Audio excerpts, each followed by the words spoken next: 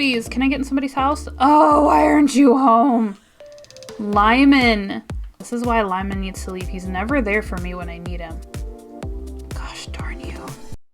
I would name a hamster Bubbles, is what I was gonna say. I'm panicking. What am I panicking about? My pockets are full of Nook Miles tickets. Oh my gosh. I feel like a bad person.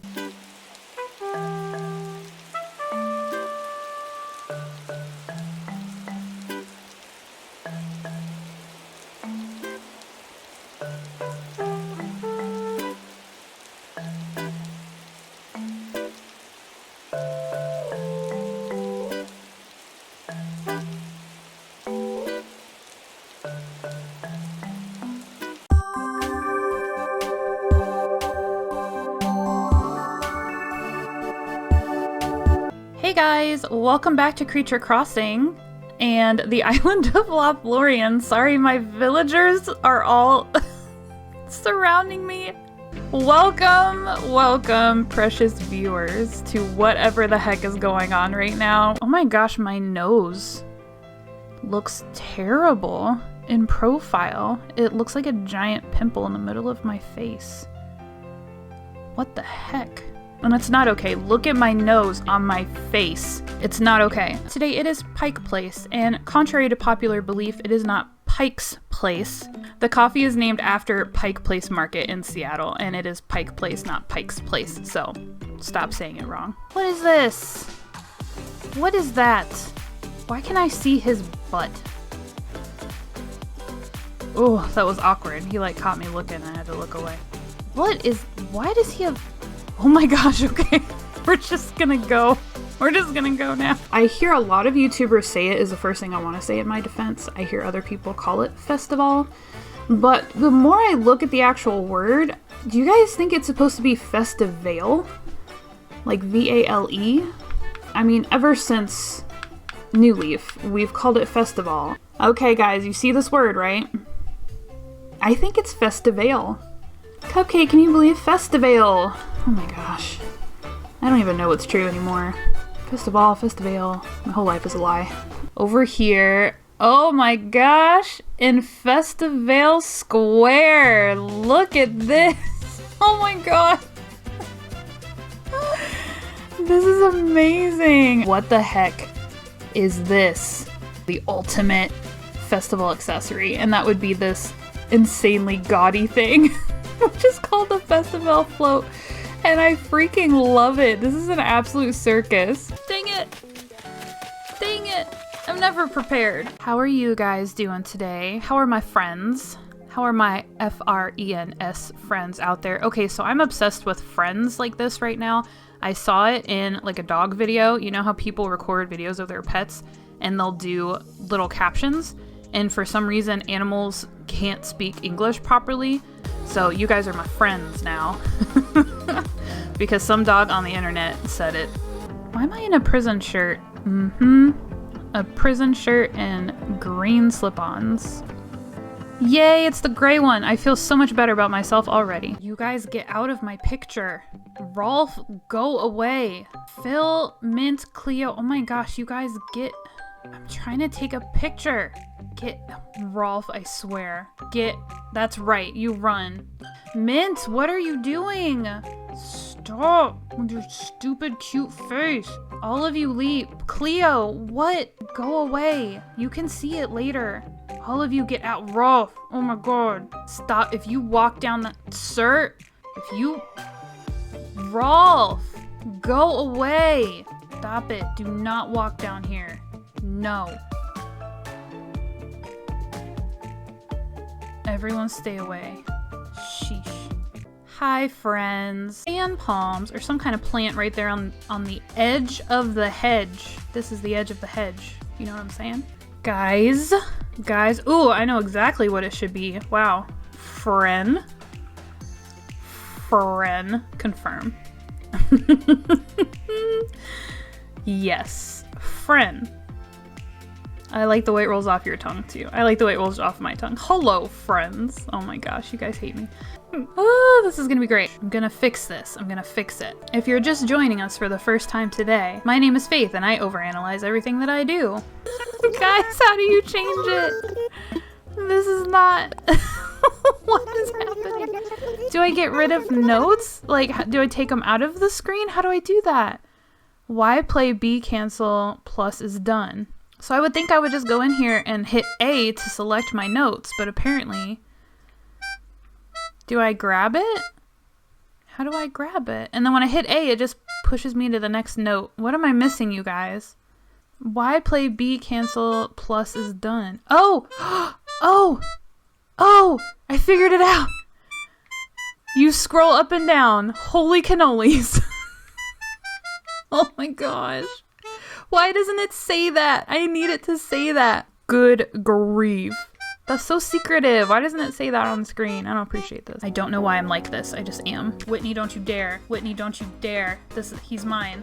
Don't even think about it. I see you looking. Ah, hurry. No, Whitney, no, no, no. Whitney, don't you dare. She's gonna catch him. No. Oh my God. What is happening? Oh, phew. Whitney, what were you thinking?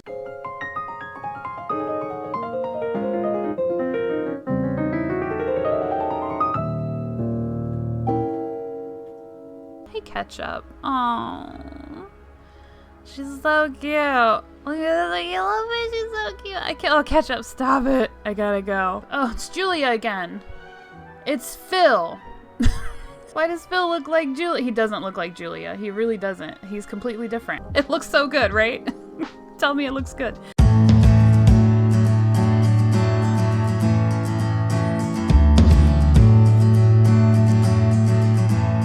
Hello, my name is Zelda Tippleson, and I am the decorator on this project here on Lothlorien Island. I am very excited. We have finally arrived at reveal day because this project has been a pain in my...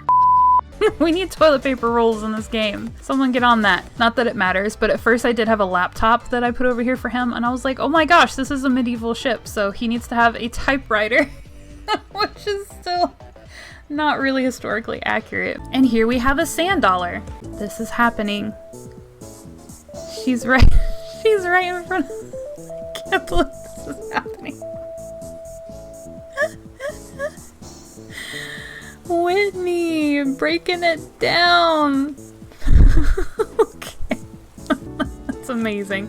Thank you, Whitney. You just made this tour video all by yourself.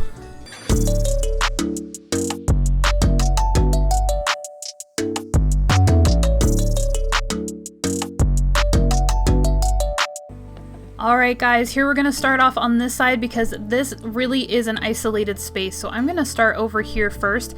I don't want to talk too much about what's around here because you guys can see those videos. You can see these designs in detail. I explained some of the items that I use. If you guys want to go check out those previous videos. Here is our amazing pool. It came out so good, so happy with it. Absolutely tropical resort, along with this really fun lounge area right here on the beach with a little deck and some tropical accents. Over here, of course, we have a hammock right where it belongs between two trees, where it's nice and shady and you can listen to the ocean waves to your heart's content. And here we have a sand dollar. This area is very much cut off right here, though you can get a peek at the flamingo habitat from this vantage point, but this is where this area stops, so I just wanted to pop in here first so we could see the pool and lounge area. Now let's keep heading over to the right side of the island. We're going to stay here on the bottom for now. Check this out, guys. You've seen this. This is our electric scooter rental for your tours around the island. Pop on over here, rent your scooter. There is a Selection and a Sahara. Here we've got some filler stuff. We've got a Stonehenge here. We've got some fun forest. And right down through this path, guys, right smack dab in the middle of our flamingo habitat, with which I coordinate wonderfully right now. Mr. and Mrs. Flamingos just everywhere hanging out, being happy. Keep going here to our right, and we just have some decorative things here in front of the cliff that holds our shopping district. But let's head down here to the campsite. I am so thrilled with this campsite. It came out so good from having zero idea of what to do with my campsite at all to coming up with this is absolutely stunning. I'm so grateful. Inspiration struck because it was rough sailing there for a minute. My actual campsite just sat on the beach for months before I figured out what to do with it. And then down here, continuing the theme of the campsite with our kids' tents just right down here on the beach. Lots of coziness, lots of snacks, little campfires, and it's fun. It's so cushy, it's so blanketed, it's so cozy. I absolutely love it. Being sneaky over here in the corner, we have an offshoot of the flamingo habitat right here. I did have this chunk of beach I wasn't quite sure what to do with, so I just continued the flamingo habitat design all the way down to the edge of the beach. Excuse me. And leaving the campsite, continuing to head to the right side, let's pop right over into Tifa's exterior. So guys, I did mention before, I'm not going to go inside everybody's house in this video.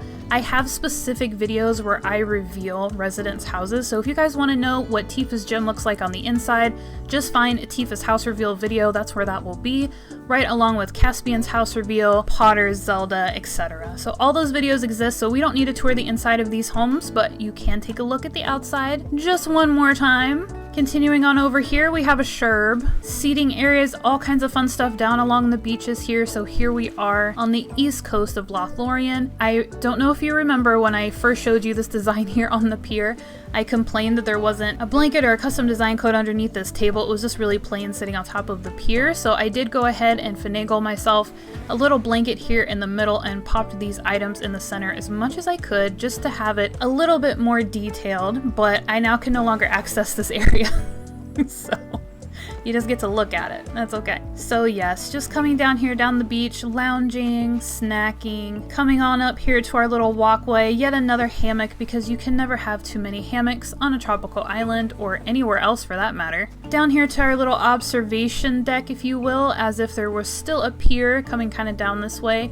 Just sitting on the beach here, nice and shady under these coconut trees with the waves coming in, very relaxing. And then cut off right here, we've got a bunch of coconut trees and cacao trees just filling out the beach here, almost like a little beach forest back there. Let's head on up this side path here, right into our very lush orchard, which unfortunately I had to harvest some things from. But here we are, guys. Once again, here is the orchard. I absolutely adore how this came out. I think it came out so good. I had no idea what to do to plant all of my fruit trees. They had to be represented. I had to have an orchard of some kind. So this is what I came up with. It's like a little park with a couple different seating areas, just different places for groups to come and hang out. You've got your very, very cool stone pathway. You've got your garden benches, fantastic, flowers, shrubs, all that good stuff. Right on up, we're gonna cross over to Villager Island number 1. I love how this came out. Let's go ahead and hop over to the beach really quick on our secret little path here. Here again, you guys have seen this most recently. This little walkway leading us right up here to a customized, slightly changed, a little bit altered, updated stargazing area. So this, you guys, I can't wait to come over here at night. This definitely got an update from the last time you guys saw it, and this is but a taste, my friends. This dress that I'm wearing, this design on my stall, on my director's chairs, my purple Nova lights, this is all just a little taste, just a little tease of the island to come. You guys know that I want to do a fantasy-inspired island. The color palette for that island is very much going to be purples, blues, and pinks, and I am so excited because I love those colors. So this was just a fun little custom code that I picked up. I sacrificed another one here on the island to grab this Nebula code so I could put it over here on the director's chairs. I also swapped out a log bench for an actual stall that now holds our espresso machine and cream and sugar. I mentioned in the tour video for this beach that I have coffee out here because people coming out to stargaze are going to be up late and they're going to need their coffee to stay awake. So that's why we have a little coffee area. And also because I'm addicted, as we all know. So just a little upgrade, guys, on this side to give you a sneak peek, just not even the tip of the iceberg of what the next island is going to look like. I am so excited. So let's head back down the beach here and hop right back over to our Villager Island. Before we go all the way over, let's just appreciate these cliffs and these waterfalls and all these coconut trees. So much plant life. So much tropical flora. Check out our hibiscus shrubs, they're so perfect. And here we go in front of June's house. Just so fun and tropical. Cleo is hanging out over here in a suit. I don't know why she's wearing a suit jacket. I don't want to think about it. I don't want to talk about it. We'll stay on this level of the Villager Island and sneak right around here to a surprise seating area. Just one more, coordinating perfectly with the lighthouse over here. And then over to the right again, we have our secret beach, which Jolly Red likes to come to every so often, not nearly often enough, to sell me fake art. So here's our secret beach, so simple, but also pretty fancy. I'm pretty happy with it. Thank you for changing, Cleo. Up here to Cleo's house, speaking of, with her fun little purple accents and white furniture out here, so perfect. Garden flower wagon, love it. Cleo, love it. Walking all the way right down here. Hello, Pecco. Thank you for joining us for this tour. Can you move, please? No? Okay, thanks. Another fun little seating area right on Cleo's level. So cute. I blend into this couch so nicely. Right on top of those waterfalls. Super fun. Yes, Pecco, my dear, we are coming to show your house. Right up here to Pecco's level. Look how fun her exterior turned out. So imperial. So bonsai. So clean. Love it. And that does it for our Villager Island number 1. So let's head all the way back down. I will meet up with you guys where we branched off to come this way. Not to be too confusing, here we are again at Tifa's gym right outside. So we're gonna pop right up here to our shopping district. On this level, we have the Able Sisters. Decorated simply but effectively. We've got a nice shaded garden bench over here. We've got another garden flower wagon, love it. Another garden bench here, just a really fun place to hang out and shop. And then here we have the fantastic and fancy patio for Potter's Restaurant. So chic, so classy, love, love, love. And we'll come right back down here from where we branched off. Molly, you can't move out. And here we are with Zelda's wonderful exterior for her coffee shop. I love how this came out. You guys know that this design challenged me because the tables are not perfectly symmetrical, and it should drive me crazy, but I love it. I love it. I love it. I love it. I love it. Let's go right up the middle here, my friends. We'll take a look at what I like to call the in-between with some really fun, just garden benches everywhere, guys. This is very much a tourist destination. Lots of cool things to look at and fun places to sit and just enjoy the tropical weather. Right over our bridge back here, this is technically Villager Island number 3. I like to call it the home island because this is my home right here behind me. Let's run right over to this side of this Villager Island where we have Molly's house. We have Poppy's house. Very fun, very cute, very woodsy over here. Love that for Molly. Coming on over to the left side. Oh, there's a Maple. Hey girl, everybody's out for this tour. I'm so happy. There's a bench right here, honey, if you ever want to sit there. And then on up to Renee's house right here. Yes, our lovely Renee, the very last Dreamy that we acquired for this island. She is here and this is where she lives now. And here we have Miss Maple's abode. Very simple, very cozy, very brown. And then of course we have my little porch patio deck, however you want to think about it. Space over here. It has gone through many changes. You guys have been here for most of those. Here is the final product. I love that I got some coconut trees in front of my house. I love it. Bear with me, guys. I'm going to destroy this for just a second because there's something we need to see back here that I have especially prepared for us. Ignore everything back here, including these flowers and these bamboo trees. Don't even think about them. This is what we came here to see, and this is the best place from which to see it. Here are our scenic cliffs, you guys. Finally completed. Look how cool they are. All these fun waterfalls, so many trees. It looks so lush, it's so tropical. We've got so many great hibiscus shrubs. Even the weeds look fancy. I love it, I love it, I love it. We're gonna run right over here to my next little secret area. We're just gonna get a full perspective on the scenic cliffs here. Here is this side of the scenic cliffs. This is the left side of the whole layout. So cool. More waterfalls, more trees. It came out so good. And yes, we're gonna run all the way over to the right side as well and get a good look at this end of the scenic cliffs. So cool, guys. I absolutely love this product. I love how it came out. I was a little bit nervous about it. It was one of the first ideas I had for the island, I wasn't 100% sure how to do it, and what's funny, if you guys remember at all, I showed you an inspo photo for this. It looks nothing like the inspo photo. The only thing it shares with the inspo photo is cliffs and waterfalls and trees. But the actual structure, the fact that it's its own island and it's separated by water from everything else, turned out so good though.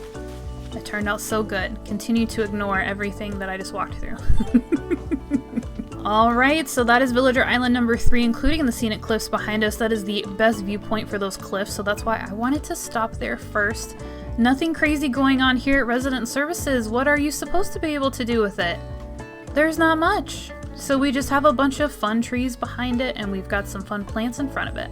Alright, and instead of heading over to the pool on the right, let's head to the left. Check out the Lothlorien post office. So cool. Everybody's mailboxes are down here. Everyone's got an Amazon package. So cute. I love it. And right on down here to the beach, finally to the west coast. Technically, this is South Beach. No diets here though. And we walk right on up through just some wonderful, wonderful space here on the beaches.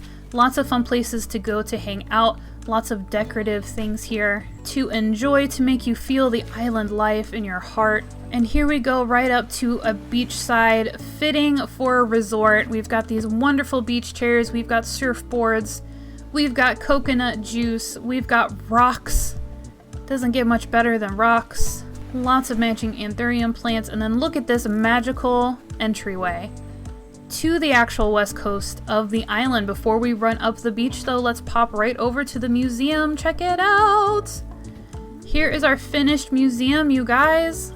I love using statues for the exterior of the museum. I think it's so perfect and fitting, and they have such elegant statues in this game. All kinds of cool stuff here for the museum, and then right behind there we go right on up to our second and final shopping district space, and here we have Caspian's Tavern / Arcade, and then of course Nook's Cranny General Store. So lots of seating out here, of course.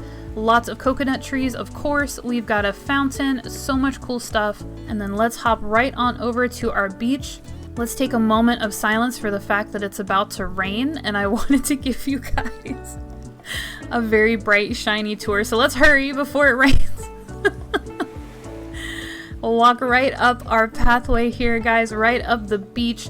Another little snippet of flamingo habitat over here just to fill out the space and make it cute, where we have our surf shop, and you guys can rent surfboards, wetsuits, anything you need for an exciting adventure on the island. Lothlorien surf shop all the way. So cute, so fun.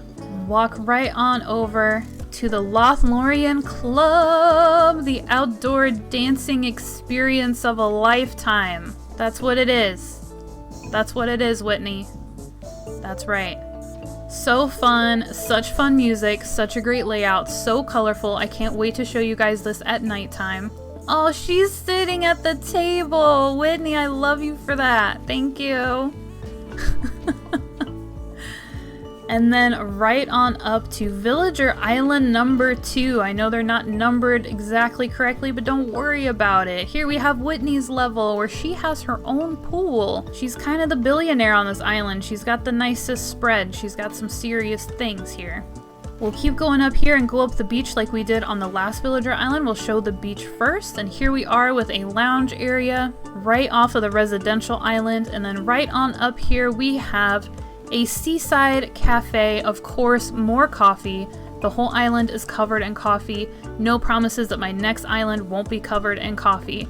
But here is the fun seaside cafe to show you guys. I love it so much.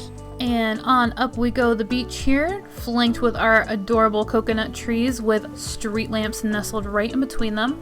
Right up to our stone spa area. So cool.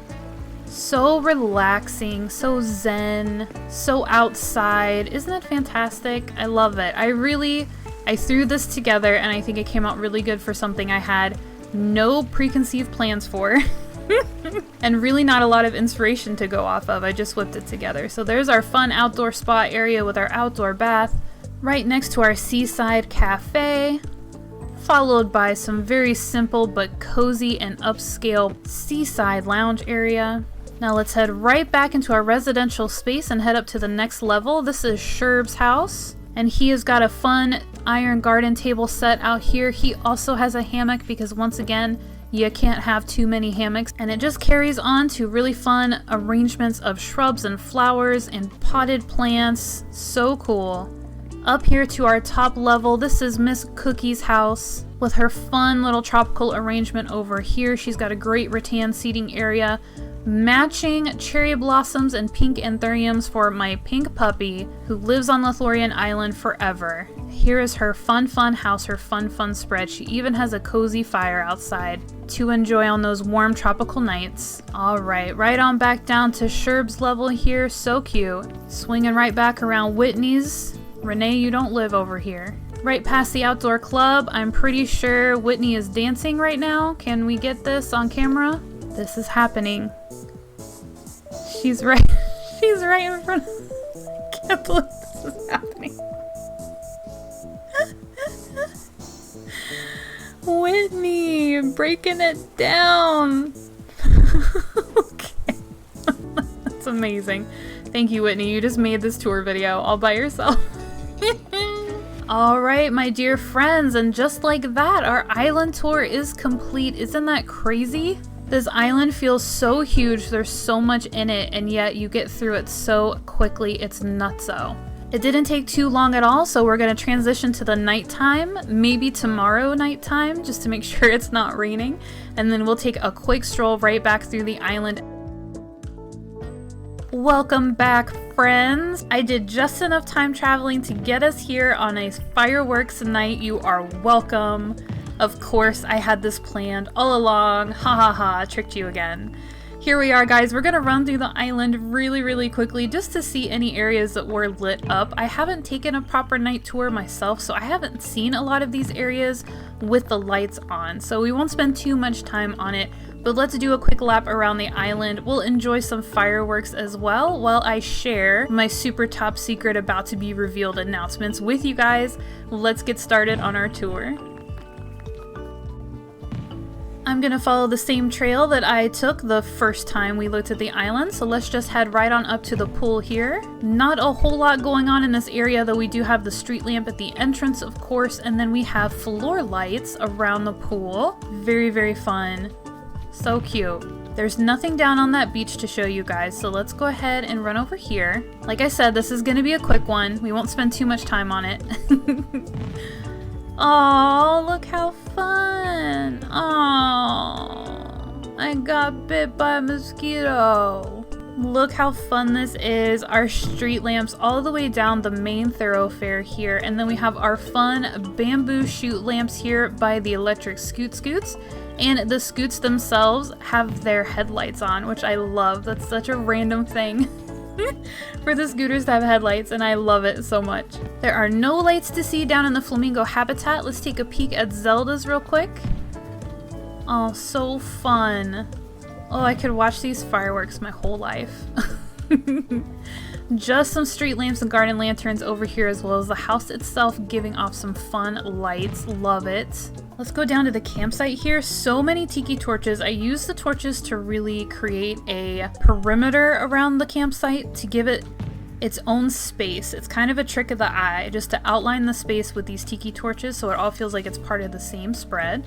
We have our roasting marshmallows down here. You can actually see and appreciate these roasty toasty marshmallows. And down here on the beach, we've got our lanterns alight and we've got our campfires burning brightly. So cute, so fun and cozy. It's so beautiful. Let's head on up to Potter's real quick. I know for sure he's got some candles out here on these tables, as well as some garden lanterns. And running just by Tifa, she just got some street lamps out here. And we'll go down here and oh, look at the parasols, the Festivale parasols. Oh, so fun with the floor lights. I love it. Really subtle, but really fun, isn't it? That's so cute. And of course, our street lamps on our pier. Let's run on up here. I just know I have so many lights over here. Garden lanterns and street lamps for days. Alrighty, let's run right back here to the orchard. Just street lamps on the sides here. I don't have any lights in the orchard park. I didn't even think about it. Got some garden lanterns out here. Let's go check out this area back here. There's a bunch of lights back here. Oh, look how fun the lanterns are. These street lamps are so cute with the trees and the flowers. Oh, and check it out, guys. Our Nova lights are all shiny and purple. Oh, so cute. Oh, and look how well this custom code matches the actual sky. That's insane. Oh, I love it. And this is exactly what this is for. It's for watching the fireworks. Let's sit down with a cup of coffee and watch, shall we? This is what I was talking about, where I get stuck here. I get stuck on these silly fireworks nights. They get me every time. Let us run right over to the secret beach. There's a couple of lanterns up here, leading on up. Oh, and look at this fun. Aw, the lighthouse, the street lamps, the garden, the candles. Sheesh, Red couldn't get lost if he wanted to. Right down here to the secret beach with our garden lanterns. Oh, I love it. So beautiful. One more, one more, one more. Yeah! Oh, two more. Yeah! Okay, sorry guys. I can't. I'm a child. I'm a child on the inside. I don't think there's any super cool lights up here. I think Pecco's yard might have something fun. Just the paper lanterns and the bamboo candles, but that is still pretty fun. Look how well it matches her house. Very cute, very cute.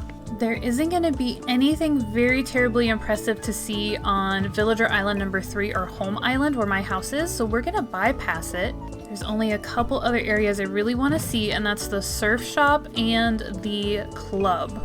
Because the surf shop has all that Festival stuff, so it's gonna be real cute, and the club, don't even get me started. Aw, cute!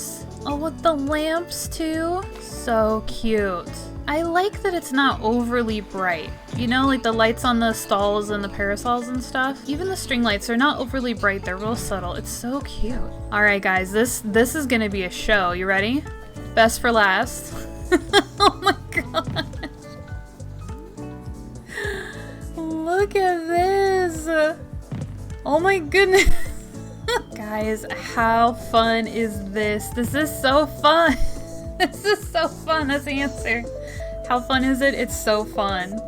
Oh, with the lamps and the garlands and the palm tree lamps and the floor lights. It almost looks like the custom design is glowing. I know it's not, but it looks like it is. Party! Oh, so cute. This is so great. I love it. I want to keep it forever, but I want to make a bunch of new stuff. Nice little cafe lighting here, just some more street lamps and floor lights. Aww. And then up here should be very ambient. Yeah, with our paper lanterns, very soft lighting, very zen. Love it. And our street lamps nestled right in here with our coconut trees. Very cute. 5, 4, 3, 2, 1.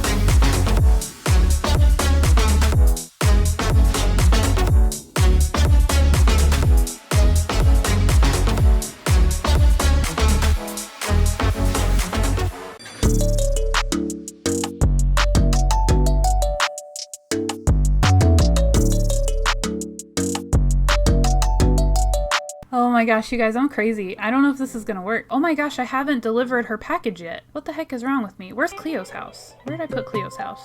Cleo. Where's Cleo's house? Hang on. Where the heck is Cleo's house? Where the heck is Cleo's house? Oh, here it is. Why is it on this side? Oh, I didn't do a good job. Ooh, what's this mermaid situation going on here? What is this? I might need this. I might need this. It's a whole path. Look what Delphine has done to me. Get me out of this. This is so pretty though. Okay, I gotta get out of here. Guys, opal sparkles. Oh my gosh, I have to. Okay, here we go. Get me away from this creator. My friends, I am so tired right now. I apologize in advance for anything crazy that happens or any nonsense that I say because I am so tired. And I'm drinking my coffee. Am I trying to put the Able sisters right here? Is that what I just tried to do? Yep, I told you. Oops, guys. Hang on, I'm gonna drink some coffee. I do have coffee. Hang on a second. Oh, okay. It feels like it's helping, but I still didn't select. Build here, darn it. All right, moment of truth. Put your shovel down. Jail bar time. Here we go. What does this look like? If this is amazing, I'm gonna be mad. It really does bother me that her horn is a strawberry. I know it's wrong that it bothers me, but it does. Where's my saber tooth? I think that's gonna be the smaller one. It would be nice if I'd put these down in some kind of order. Where's the rest of my mammoth? What's the Akinthoscopsphega? Oh, okay. Yeah, I think this is the other fossil I have. I think it's this monstrosity right here. Oh my gosh, why did I collect it? Is that a velociraptor? Gosh, so violent. I call it gardening because I don't garden. Okay, I don't garden. There's people who garden. They're serious. They're serious people who do serious gardening. I am not one of those people. I should plant some flowers right here. What do you think? What have I got? Some blue hyacinths? Here we go. Cool. Sorry, gap there. Just kidding, this is a decorating video. His name's Captain, what's yours? Figlet, is it Yar? That'd be nice, fancy name. That might even take you where there be rare treasures. Me tours go to places you can only reach with my boat. Let me know when you're ready to sail. I'm ready to go. Let's do this. I don't want to garden. I want you to leave. I'm so sorry, Cleo. Truly, that was lots of fun. I'm glad you had a good time. Would you like to leave my house now? I can't do anything. I'm being held hostage. Trainwreck Chocolate Pie is reporting Tango Dodgeball is good. He's got some updated script. You want to bust Bunsen burners and bounce back to Cherrytown. Good lord. Let's pack snacks and make tracks. Oh, I love this game. Am I close enough? Am I close enough? Can you see me yet? Can you? Oh, you don't have a stove, Ellie. Welcome to the grand opening of Caspian's Candy Emporium. It's such an exciting and momentous occasion. I can't handle how tall the tall counters are. I need them to be slightly shorter because look at this. If your kitchen countertops were this tall in real life, how hard would your life be? It would be so hard. And then just for funsies, I put a ship in a bottle. Just in case you couldn't tell what all this stuff represented, there's a ship in a bottle on top of the barrel. Pirates. I threw those bubble machines behind the lamp so it kind of looks like there's bubbles coming out of the seashells. I don't know why, but it makes me so happy. These shell lamps here on the wooden stools with the bubbles coming out of them. I love so much. I love the bubbles. And I came to the little tree and I chopped it and it left this tiny little tree stump and I think it's so stinking cute because it's so little. I have to show you guys because that makes me incredibly happy. Gosh, I'm such a dork. Oh my gosh. Right next to each other? Ah! Oh, I deserve that. I deserve that. I ran right into them. Oh man. Look at this. I know how many trees are on my island. So cheater crossing, loud and proud, very honest about it, no reason to hide it. I don't have a posting schedule and my first videos are awful. So that is how I am selling myself. Aren't you guys excited to be here? All right, Meringue's gonna, she's gonna hang out in the screenshot, that's fine. Look at the detail on these leaves, guys. Look how pretty this game is, oh my goodness. All right, friends, let me send you off here. Thank you so much for coming back and checking out the latest. Hi, Bertha. Oh my god. Oh! This is amazing. This is the best send-off you've ever gotten. Until we see each other again, take excellent care of yourselves, and I will catch you all in the next video.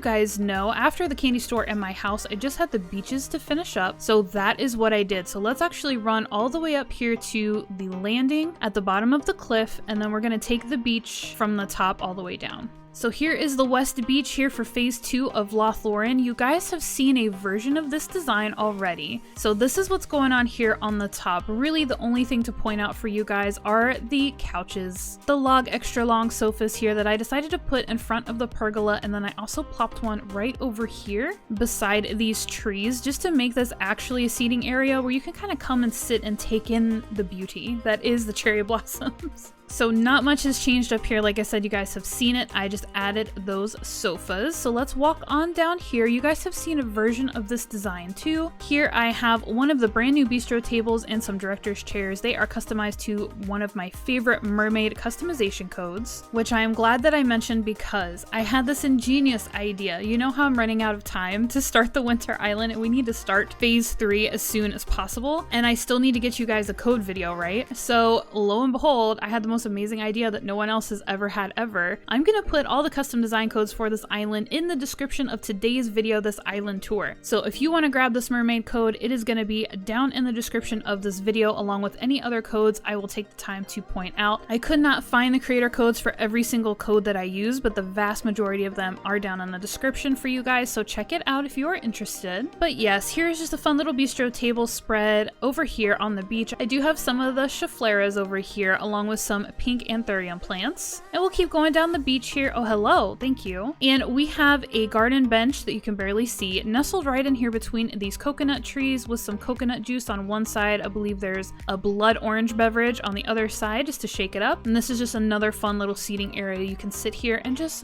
gaze out over the ocean. It's so romantic. And if we keep coming down here, guys, I did have another bistro table in this area before, but I went ahead and did a lounge area instead. And then I can't actually cross here with the anthurium plant, so I'm gonna swing around here behind the house. You guys have seen Cookie's house 1,000 times, but it is part of the beach, so oh my goodness.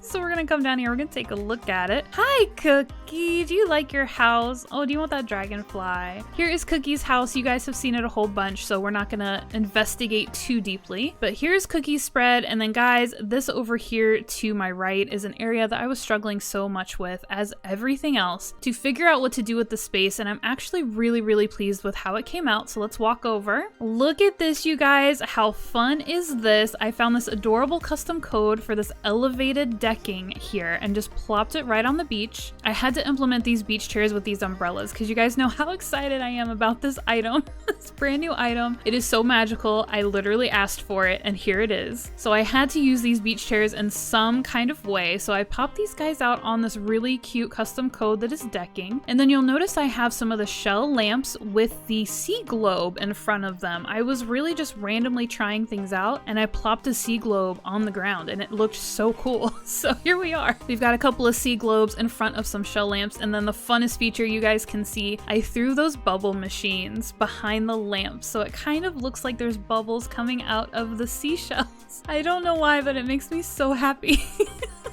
And I'm trying to be so sneaky about it. Like, look how fun that is. It's not nearly enough. It's not nearly enough bubbles, but I just thought of doing that real quick and I plopped them back there and I love it so much. It's such a fun little effect. It makes the whole space very festive. And then I do have a couple of mermaid lamps hanging out next to some of the coconut trees. And then of course, my favorite little custom code, these seashells down here on the sand, along with some opal sparkles. And then I dropped some pearls. I dropped some pearls around. You guys are familiar with those. And you can't really see them now, but we're gonna come down here at night and there are some palm tree lamps. Yeah, you can't even really see them because it's too bright, but there are some palm tree lamps back here nestled within these coconut trees. Check them out. I customized them to the blue color so that they would match what was going on here with the umbrellas. We're gonna see that at night and it's gonna be so cute. So guys, that is the entire West Beach. Finally finished, completed. I think it turned out so good. It is so fun. So let's head on over to the East Beach now so I can show you guys what I've accomplished over there. Oh, it must be at the turn of the hour. Look at the fountain. Yep, 3 o'clock. There it is. Did you guys know that? Did you know that at every turn of the hour, you know that the island theme plays, but did you know that if you have a fountain out, it does the fancy... It does a fancy thing. Guys, in front of the museum, nothing too crazy. I did pop some butterfly models out here within the flowers though. I was like, I need something more. It needs a little something more. So I just got some more butterfly models from Flick. and pop those out the front. So let's book it on up here to the top of the beach. So guys, this is gonna be so cool at night. I can't wait to see it myself. But I went ahead, you guys remember the last video where I showed you this beach. I used a bunch of the glowing moss and some stones and some decayed trees and stuff like that, just to create this really kind of funky, almost creepy beach forest thing. I don't even know what it is, but I just started working. I got the idea and I started working on it. I really liked it. So what I ended up doing was extending it even further down the beach than it originally was. So here is the entrance with our ruined arch. And just down in here, guys, lots of glowing moss, lots of stones. We've got the moss-covered stones here. We've got a decayed tree with the moss customization. And then this is the giant vine. If you guys haven't gotten the DIY recipe for this yet, you can make this with the vines that grow on the sides of cliffs. So this is the giant vine customized to the brown customization. I wanted it to blend in a little bit with the trees, so that is why I chose that color. But yeah, this is just this whole thing. This is just this glowy, creepy, kind of eerie little beach forest situation going on down here. So again, I have those vines here on the cliff, lots of glowing moss, lots of stones. You've seen some of the tall garden rocks, some of the standard garden rocks here, and then this very, very random lounge area. This was part of the original design that I showed you, but I do find it really funny. Like, who's gonna come down here and chill in this creepy little beach forest? Someone is. Someone's gonna do it. I had to put some poolside beds down here. So that's a fun little lounge area amidst all the creepiness. And here we just keep going up, and those giant vines have really just taken over the beach. And then here on this rock, we have more rocks and more moss, and lots of these glowing moss stools in green just to play off of the whole color scheme that's going on up here. So it isn't terribly elaborate and it's not very functional, but there's a very fun, eerie kind of forest growing up this side of the beach.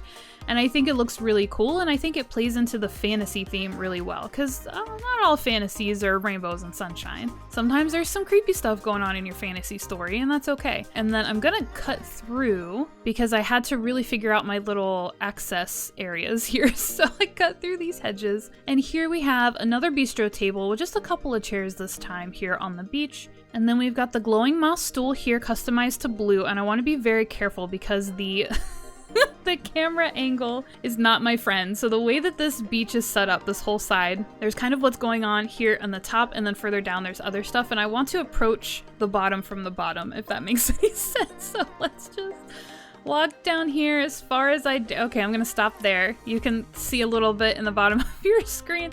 Don't worry about it. Don't worry about that little bobbing thing right there. But guys, this is just another lounge area down here. It's not much to miss as far as looking at it. It's just more of the poolside beds customized to that light colored mermaid pattern, which again, the designer code is down in the description for that mermaid pattern, along with all the other patterns for which I could get the codes. And then just some coconut juice, and then I think this again is the blood orange drink here on these wooden stools here beside the beds.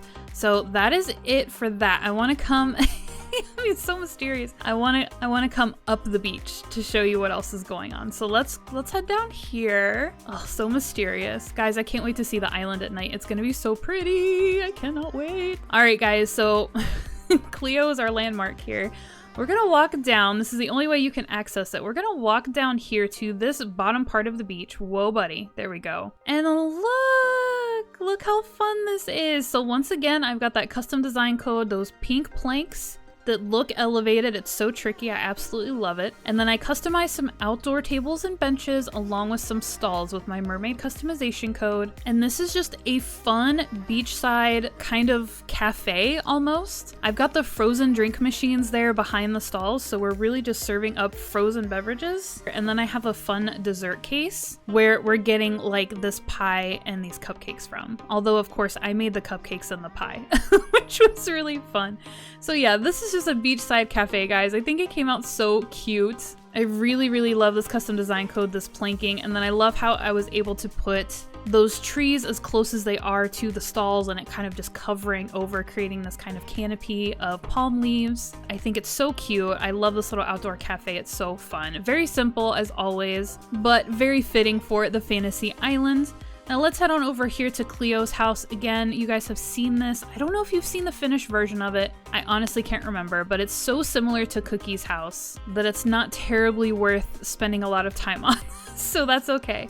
And then you guys have also seen this. You've seen this little landing here for the pier where I used all of these fun shell items and I customized them to the pearl customization. I kept the spread. I think it's really cute. Perfect for the beaches on the fantasy island. I wanted to use mermaid and shell items here on the beaches, and that's exactly what I did. And even though you guys have seen it, we'll come right over here to Captain's Pier, which is very colorful and very beachy. I love how much he chills. Captain is always like posted. I love it. He just sits in his boat all day. Guys, this area, I just finished this area like minutes ago to the point where I could do an actual island tour. This was the last area. It was the hardest thing. It's taken me days to come up with anything for it. But without further ado, let's walk through our shell arch between our coconut trees. Let's take note really quick. There is another palm tree lamp here to my right. It is customized to pink. And in front of that, I have the glowing moss stool customized to pink as well. And here we are walking through underneath one of our plaza arches, the same one we have in the candy store. And we're coming right over here, guys, to this really simple, cute, colorful little spread that I made here for this rock. And I could not figure out for the life of me what to do with this rock. I've tried so many different things, but here we are, you guys. This is just a fun little, really just attraction. Like it's a singular thing. So all this is, guys, are these benches for hanging out on. Again, the public bench customized to this color customization. And then I put a stall out here. So I've mixed the public bench with the festival items and the plaza items. They're all multicolored. They're all some version of blue and pink. So we're just gonna roll with it. It makes it so colorful over here. And I also can't wait to see this at night because a lot of these items have lights on them. So it's gonna be really cute at night. But here is some seating just for funsies. And then here's a stall where you can come and buy, look guys, you can buy a ticket. You can buy a Nook Miles ticket. This is supposed to be your ticket to ride the Ferris wheel. So here, guys, is the Plaza Ferris wheel. You guys have seen this. You remember when we walked through these items together, I made fun of this because I said every YouTuber is gonna have a carnival on their island because we have these plaza items. So here we are. I couldn't come up with anything else. So here I am eating my slice of humble pie, but look how cute this Ferris wheel is. Using a couple of the Festivale balloon lamps on either side just to make it look that much more festive. We've got the same custom design codes I've been putting on the beach this whole time, kind of going along the rock here. And then we have these fun public benches, blue and pink. And I just thought I was the greatest genius of all time for thinking of putting a Nook Miles ticket on the stall. I knew I wanted this to be where you bought your tickets to ride the Ferris wheel, but I couldn't think of what to put next to the cash register. And then it just hit me. It just hit me out of nowhere. I was like, I could put a Nook Miles ticket because it's a ticket, guys. I'm so smart. So that's what's going on this rock over here. Oh my gosh, literally minutes ago did I decide I was done. Did I decide it was enough? So yeah, you guys can see the lounge area behind the balloon there. That's where I stopped when I was coming down the beach, or you were gonna see the top of the Ferris wheel. So I do have a Festivale garland back there behind the coconut tree and that balloon, just to give this whole backdrop to this little ride area. And again, it's just the Ferris wheel. I couldn't fit anything else out here on the rock as far as rides go. I could have put the teacup ride, you know, somewhere, but it just wouldn't fit. So there's a couple different things I tried to do and it just wasn't happening. So I went with the Ferris wheel because I thought it really was just so cute and new and we're all excited about it. So that's what's going on over here. Oh my gosh, you guys, I can't believe this island is done. I've said that so many times in so many videos. I can't believe it. When I really can't. Oh, I'm forgetting something. Oh my gosh, I always forget about this beach. Guys, there's one more beach I gotta show you. I already forgot about it. And this is the only time you're gonna see this one because there's no lights really going on. So we're not gonna look at it in the nighttime. But let me walk down here to this beach just below this whole seating area. And friends, check it out. Check it out. I did a pirate beach. Look how fun this is. There's so many good items to throw a pirate beach together. This is so fun. It's so much fun putting this together. So yeah, if you use your little eyes, you'll just see all of this good stuff. So this is actually a lighthouse, which makes perfect sense because, you know, pirate ships. But yeah, so I've got barrels out here. I've got the cannon. These are the mining carts. I think those are new items with the update. I dropped some golden nuggets out here, a little treasure going on. We've got some random firewood. There's just so much wood going on in this area, so it all makes perfect sense. I went and got this planking, this custom design code. You guys will see that in the description below. I've got the helm here. I've got the pirate barrel that goes sideways, another mining cart. These bottles are these new bottles that came with the update. They could be customized to so many colors, so I just got these bottles. It felt very pirate, very rummy. We've got the treasure chest. We've got the pirate barrel up right here, and then just another mining cart. And then just for funsies, I put a ship in a bottle. Just in case you couldn't tell what all this stuff represented, there's a ship in a bottle on top of the barrel. Pirates. Oh my gosh, I can't believe I almost forgot that little strip of beach. It's so secretive. Aww. Someone's sleeping. Someone's taking a nap. Norma's taking a little nap. Oh, that's something I gotta show you guys too real quick. So here's Patty. You guys saw me settle for her on the last villager hunt that I shared here on Lothlorien. Finally, I get to chat with you. I've legit missed you. Oh, come on, Patty. Don't be dramatic. But Patty is here, and then we also have another... Oh, Norma. Look at her. She's freaking out. That's so funny. She's freaking out so hard. Let's see. Is he home? Because you guys, I was working on that beach and Poppy finally asked if she could move out. And she is the last Dreamy from phase 1 that was still lingering here on Lothlorien. She finally asked to move out. So I did go villager hunting. I'm kind of mad at myself. Not that I'm mad at who I got, but I'm mad that I spent the time. I don't even know how many tickets, probably at least 100, looking for Hornsby or Blanche, just thinking, you know, maybe the game will be nice and give them to me. I'm just running around trying to find the new villager, guys. That's what I'm doing. Oh, hey, check it out. I put some Festival lamps and some heart crystals out here in front of Nook's Cranny. Also, I discovered a custom design code. Check it out. Someone made a custom design that matches Nook's Cranny's stairs. How amazing is that? It's perfect. It's exactly the same. It's amazing. Oh my gosh, where's my new villager? Last time I saw him, he was up here. But yeah, so Poppy, here we go. Hey, Bill. Hey, Bill, meet the people. I should have talked to him from the other side so you guys could see him. I love how there's a garden lantern here. Thank you for appreciating that, Bill. Now I can check out my muscle tension even when it's dark. This dude. He's a jock, I think. But this is Bill. I settled for Bill on my private villager hunt that I did just recently. He is a solid color and he's got black and white eyes, so he kind of qualifies for the island. So we are finishing out this island with most of our dreamies, but we have Patty and we have Bill finishing out the last 2 villagers on the island. All right, you guys, I think that's everything to be shown here during the day, so let me transition to the nighttime. Oh, Meringue, you know what? I'm gonna run from her because she wants to come over to my house, and now is not the time. All right, guys, I'm gonna switch over to nighttime. Sit tight, I'll be right back with you. Welcome back, guys. Here we are after dark. Lothlorien after dark. Rosie is here for the action. We are gonna take a look at this island at night. I am so excited to see it. There's definitely areas that I haven't seen at night, to be honest with you guys. So this is gonna be a little bit of a tour for everybody. All right, guys, we're gonna check out Lothlorien in its full glory here as a fantasy island. It is so full of lights. I cannot wait. All right, let's get started. I thought about it in my brain how I wanted to do this. So let's do this real quick. We're gonna go over here to the left. As you guys can see, street lamps, garden lanterns, mush lamps, glowing moss is gonna be everywhere. I don't know if I can get, I think we have to go around. Yeah, I think we have to go around to get to the beach. So let's head on down here. We'll take a look at Cookie's house all lit up. She's got a bunch of mush lamps. Of course, the mush lamps are incorporated all throughout the forest spaces, so those did transition in right on up to these houses with the coconut trees here on the beach, because I still wanted every house to be surrounded with trees. So here we've got our mush lamps, we've got our mermaid lamps, so cute. Cookie is nice enough to be home, so there's light inside of the house too. And then let's hop over here and take a look at this fun little area that we saw in the daytime. So these shell lamps here on the wooden stools with the bubbles coming out of them.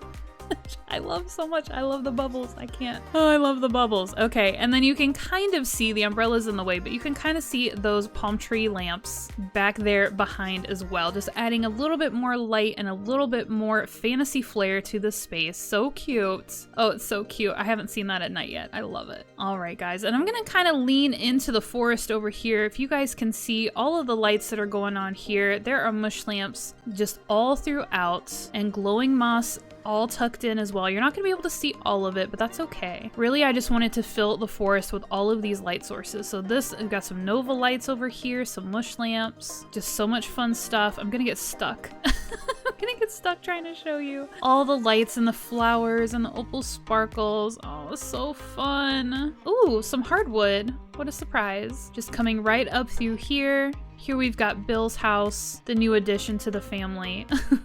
Oh, some fireflies are coming out for us tonight, you guys. Oh, that just adds to the magic, doesn't it? Oh, let's go check out the pond. Oh, this is so fun, guys. The lighting is so great. I really haven't taken the time to stop. Even though these ponds with the fountain features have been done for a while, I just have not taken the time to really just walk around and take a look at everything at night. I love it so much. Oh, and I love the fireflies. Here is Patty's house. She's got the Festivale lamp out front. We've got a floor lamp over here, just mush lamps everywhere. Here is Sherb's house. He's got a fun blue camping little lantern out here. So fun. Oh, this is what I wanted, you guys. Sherb, quit thinking about things. Here is my house. Aw, I've got the glowing moss wreath there, and then I've got my string lights here. Aw, he wants to do a thing. No, you don't. You just think you do. And then I think, honestly, guys, I don't think there's any lights other than these street lamps I just walked through. Yeah, there's not gonna be any lights down this beach other than the forest, so let's not worry about it. And then let's head on up, guys. Let's head on up to the big cliff here, to the shopping district. Look how fun this is. Oh, with all the street lamps and the garden lanterns. Oh, I love it. Oh, and the glowing moss is so cool. What a fun addition to the game. I really I first saw the glowing moss and I was like, what? I was a little judgy, I'm not gonna lie. I was like, what's with that? And they brought it in just for me, for my fantasy island. It's so perfect. Aw, Caspian's Candy Emporium. So fun, and look at his glowing moss balloons, so magical. Our Festivale lamps in front of Nook's Cranny. And here we have Potter's Restaurant that we didn't do anything with. Some mush lamps there behind the patio though, so that's fun. And then some more mush lamps here just along the back, some more street lamps along the railing. What a cute shopping district. Don't worry, you guys, I'm going in a specific direction and we're gonna go up the land bridge, don't you worry. Let's come on back down here on the side of the cliff. Do you guys, do you remember when this was just nothing? There was nothing up here and I didn't know at all what I was gonna do with it. I had no idea. All right, let's go up to the neighborhood back here. On this side, of course, there's more mush lamps. Here is Ellie's house. She's got some garden lanterns in white. Here is Bertha's house. She's got some Nova lights. Oh, Tifa doesn't really have anything. She's got a couple of street lamps up here and that's it. That's okay. Oh, this is so fun. This is really what I was thinking when I came up with the fantasy concept, was everything just lit up and just being so magical. Oh, so cute. I love it. All right, let's go take a look at our creepy beach forest. I haven't seen that at night yet. Oh, it's so creepy, especially at night. Those vines, oh, they make me nervous. Oh, guys, this is so fun. The fireflies out here are perfect. This little green firefly. And I know I previously said that the glowing moss stools don't glow in the dark, but they kind of look like they glow in the dark. Like, I know that when you sit on them, they release little, spores, which is very magical, but they actually look like they're glowing in the dark over here. But I don't know if it's just the moon, if the moon is hitting it right. I just remember using a glowing moss stool for another area, and when I looked at it at night, it didn't look like they were glowing at all. Oh, how nice and creepy. Oh, I love it. This is so cool. Very fantastical in an eerie kind of way. All right, let's go down to the beach. Take it all in here. Let's go down to our little cafe. I had no idea that the dessert case lit up. That's great. That's perfect. Ah, I love it. All right, and right here in front of Cleo's house, all those mush lamps back there in the forest, the shell lamps, so fun. More lamps up here on the pier. Captain is still chilling. Oh, so fun. Shell lamps and the glowing moss stool and the palm tree. Oh, look at the arch. Look at the fun string lights out here, you guys. Oh, look at the Ferris wheel. It's so cute. And the balloon lamps. Oh, they're so great. This is so fun. Oh, that's so fun. How magical. How very, very magical. Let's take a look at the campsite at night, you guys. Aw, how fun! With the little fires and the glowing moss. A couple of mush lamps. So cute. And then we can walk down here behind our little courtyard. Oh, but with these hyacinth lamps. Oh, they look so cute. All right, you guys, it is time. It is time for the most exciting part of this nighttime tour, I feel like, because this is my favorite area of the island. Is our tunnel. Guys, do you remember? Do you remember how this started? And I just had floating blocks and some cliffs. Like one little line, just like tile of cliffs. Look at it now. Look at the grandeur. It looks so good. This is my favorite stretch of the island, is right up the middle, starting in our fun little fountain courtyard, going underneath our floating block bridge. Look at how fun all the lights are. Oh, hey Flick. Are you enjoying the scenery? Let's go over here on our first landing here, because there is so much fun stuff going on. Oh my goodness. Oh, check it out, you guys. That's so cool. It's gonna be exactly the same on this side, but we're gonna look at it anyway because I work so hard.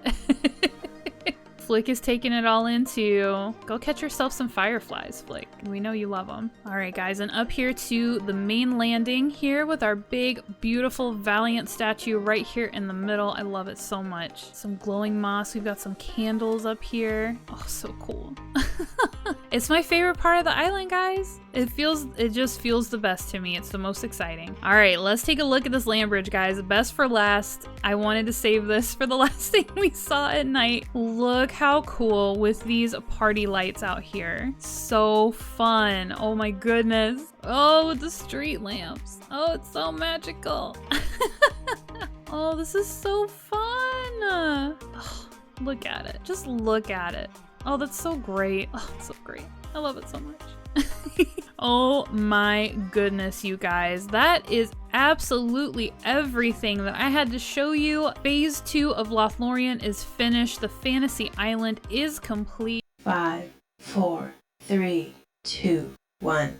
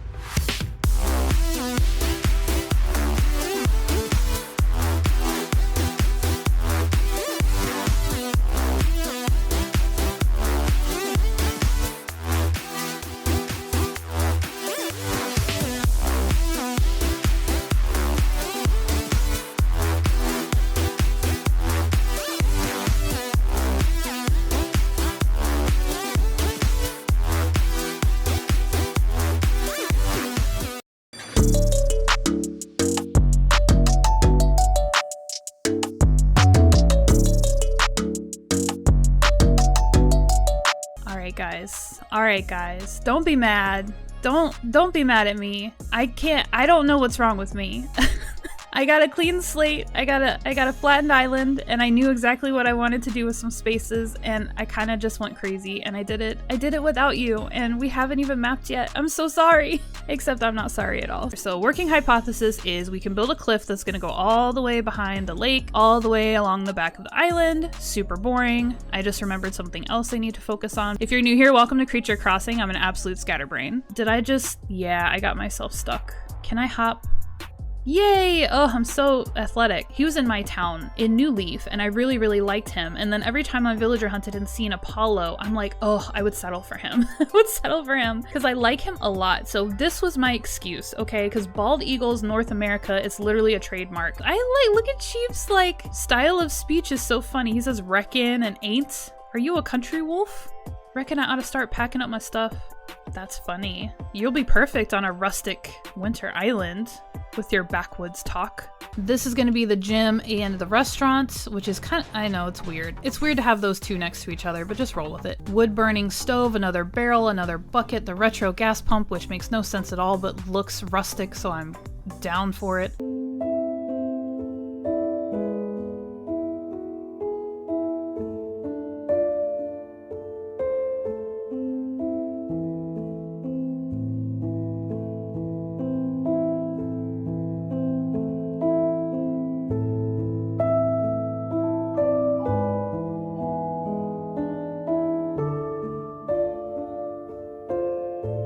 Do you guys like how I'm levitating right now? Do you like how I do magic tricks?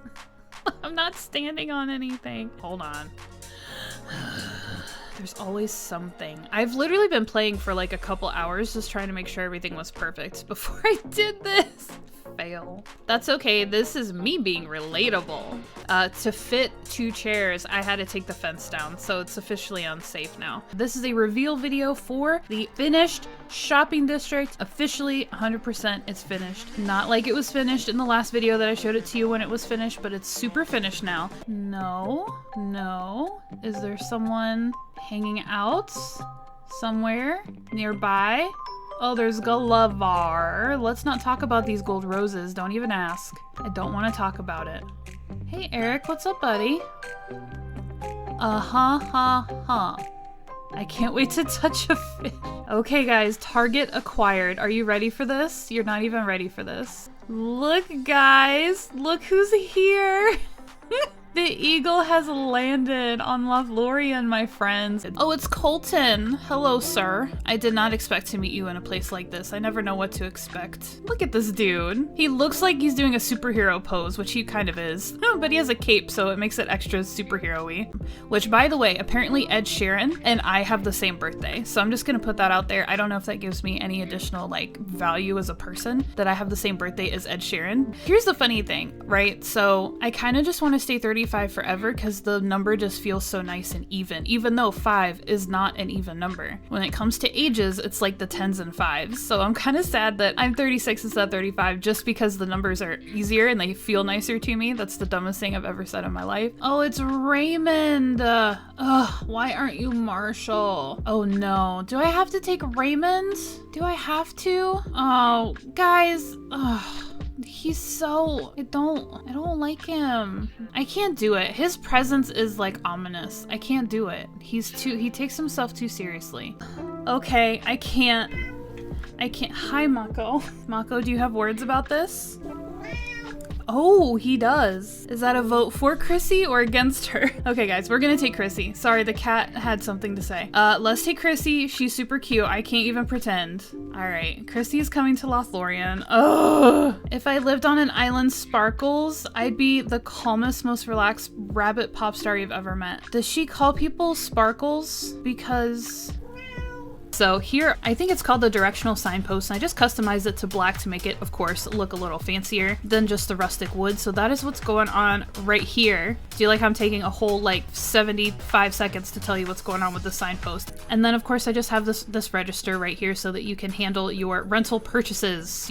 Is the rentals and purchases, are those different? Because you still have to pay for the rental. So are you purchasing a rental or are you just renting a rental? But you don't get the money back after the rental, so it's a purchase, right? And then what's this? Is this an incline? And this incline, my friends, leads to secrets. It leads to secrets. You can't see it yet. But maybe I need to go find Sasha. Maybe I need to find Ione. I don't think I like Shino that much. I'm sorry. I know that I know. I'm so sorry. Please don't hate me. Please don't unsubscribe. Hello? Hello? Sir, ma'am? Hello? Is anybody here? Fauna? Honey? Come out. All this stuff that I bought is channel related in some way, whether like equipment or whatever. So that's how I justify it. That's how I justify it. I'm like, oh, I need it for the channel. It's totally, I need this. So if you guys are wondering, Faith, what the heck is rustic about this bathroom? Guys, obviously it's the windows. It's the summit wall. Those are snowy mountains back there. And then we've got snow on our window panes. There's nothing more rustic than mountains. I swear it qualifies. The fantastic gaming computer setup here at this fantastic gaming chair. Look how it lights up when you sit in it. Did you catch it? I'll do it again. Lights out. Lights on.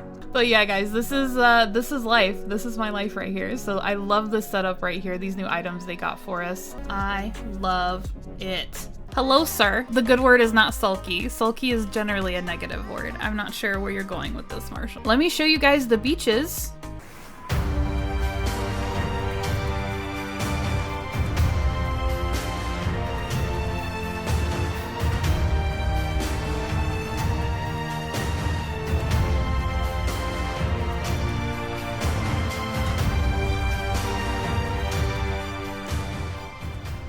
You guys, I warned you in the beginning. I warned you. I probably wasn't gonna do anything with the beaches for this theme. I beg your forgiveness. Hey, it's Glitter. That's not my name.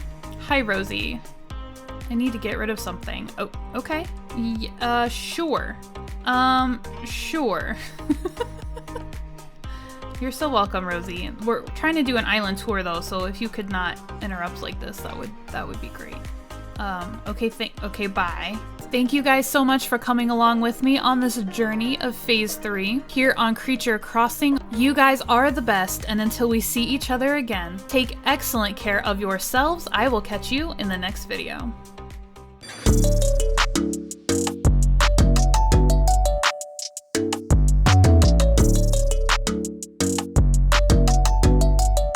All right, friends, the entrance. The entrance. We've spent so much time here. You guys have seen this. This is the this is the entrance to the island. Look how fancy it is. Okay, let's do this the official way. Let's bust out the map here. So guys, check out the map. We did officially create our valley. We've got a lake right in the middle, and we've got our lake surrounded by multiple levels of cliffs, creating these kind of mountains and elevations here around the lake. It came out so much better than I thought it would. And here it is, completed and ready for showing off. So here is the map, you guys. And there's one more thing I want to show you. Sit tight. Excuse me, Isabel, I need you for this. I need you to tell the people our exciting news. Look at this! Right now, Lothlorien has a 5-star rating. This is such a surprise, such a pleasant surprise. Let's all bask in the pleasantness and the surprisiness of this pleasant surprise. Lothlorien is a 5-star island. I don't think this has ever happened. At the end of a phase, I don't think I've ever completed a theme and then ended up being a 5-star theme. We've got a perfect score again, she says, as if this happens all of the time. Oh, the positivity. So I started to see those lily of the valley growing on all of my little cliffs. You guys will see them as we run around, and I was like, there's no way this is a 5-star island. But look, Isabel does not lie, and she has spoken. And we have a 5-star island. I just wanted to share that with you guys. Okay, so don't have feelings. Just accept the fact that I time traveled backwards to a more festive time in the winter for our rustic winter island theme.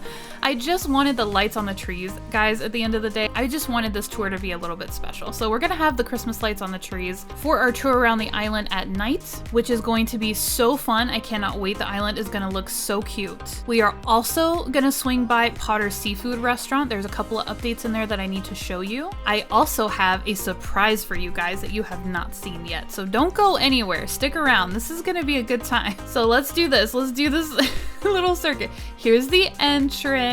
Isn't it fancy? Oh, look, it's resident services.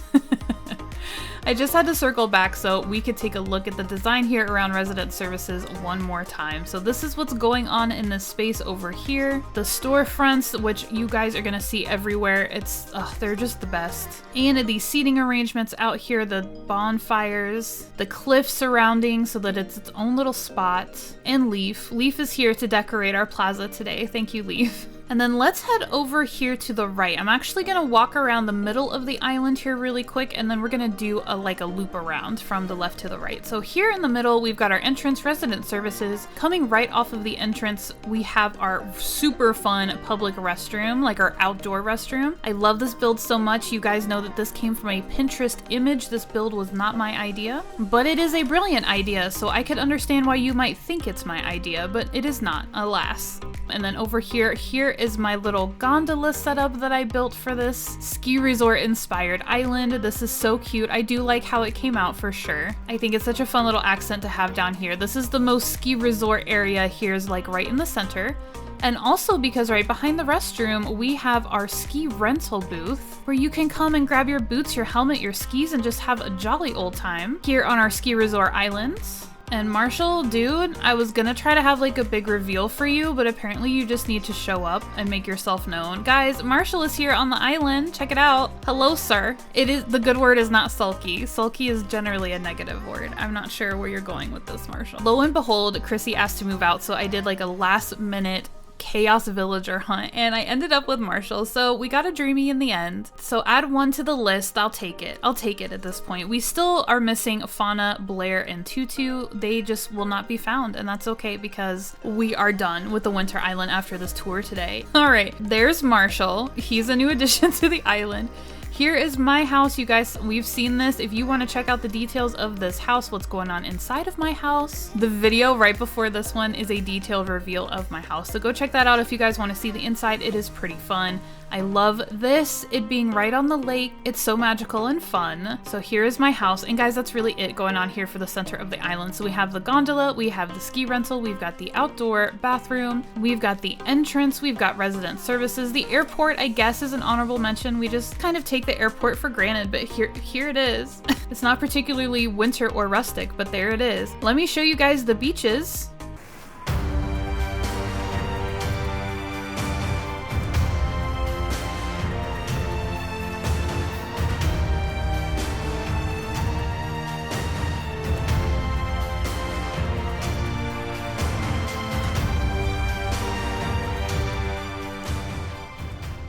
This is the snowy design that I came up for all of the beaches here on Lothlorien for this phase. It took me forever to figure it out, and it was so much work and so much trial and error.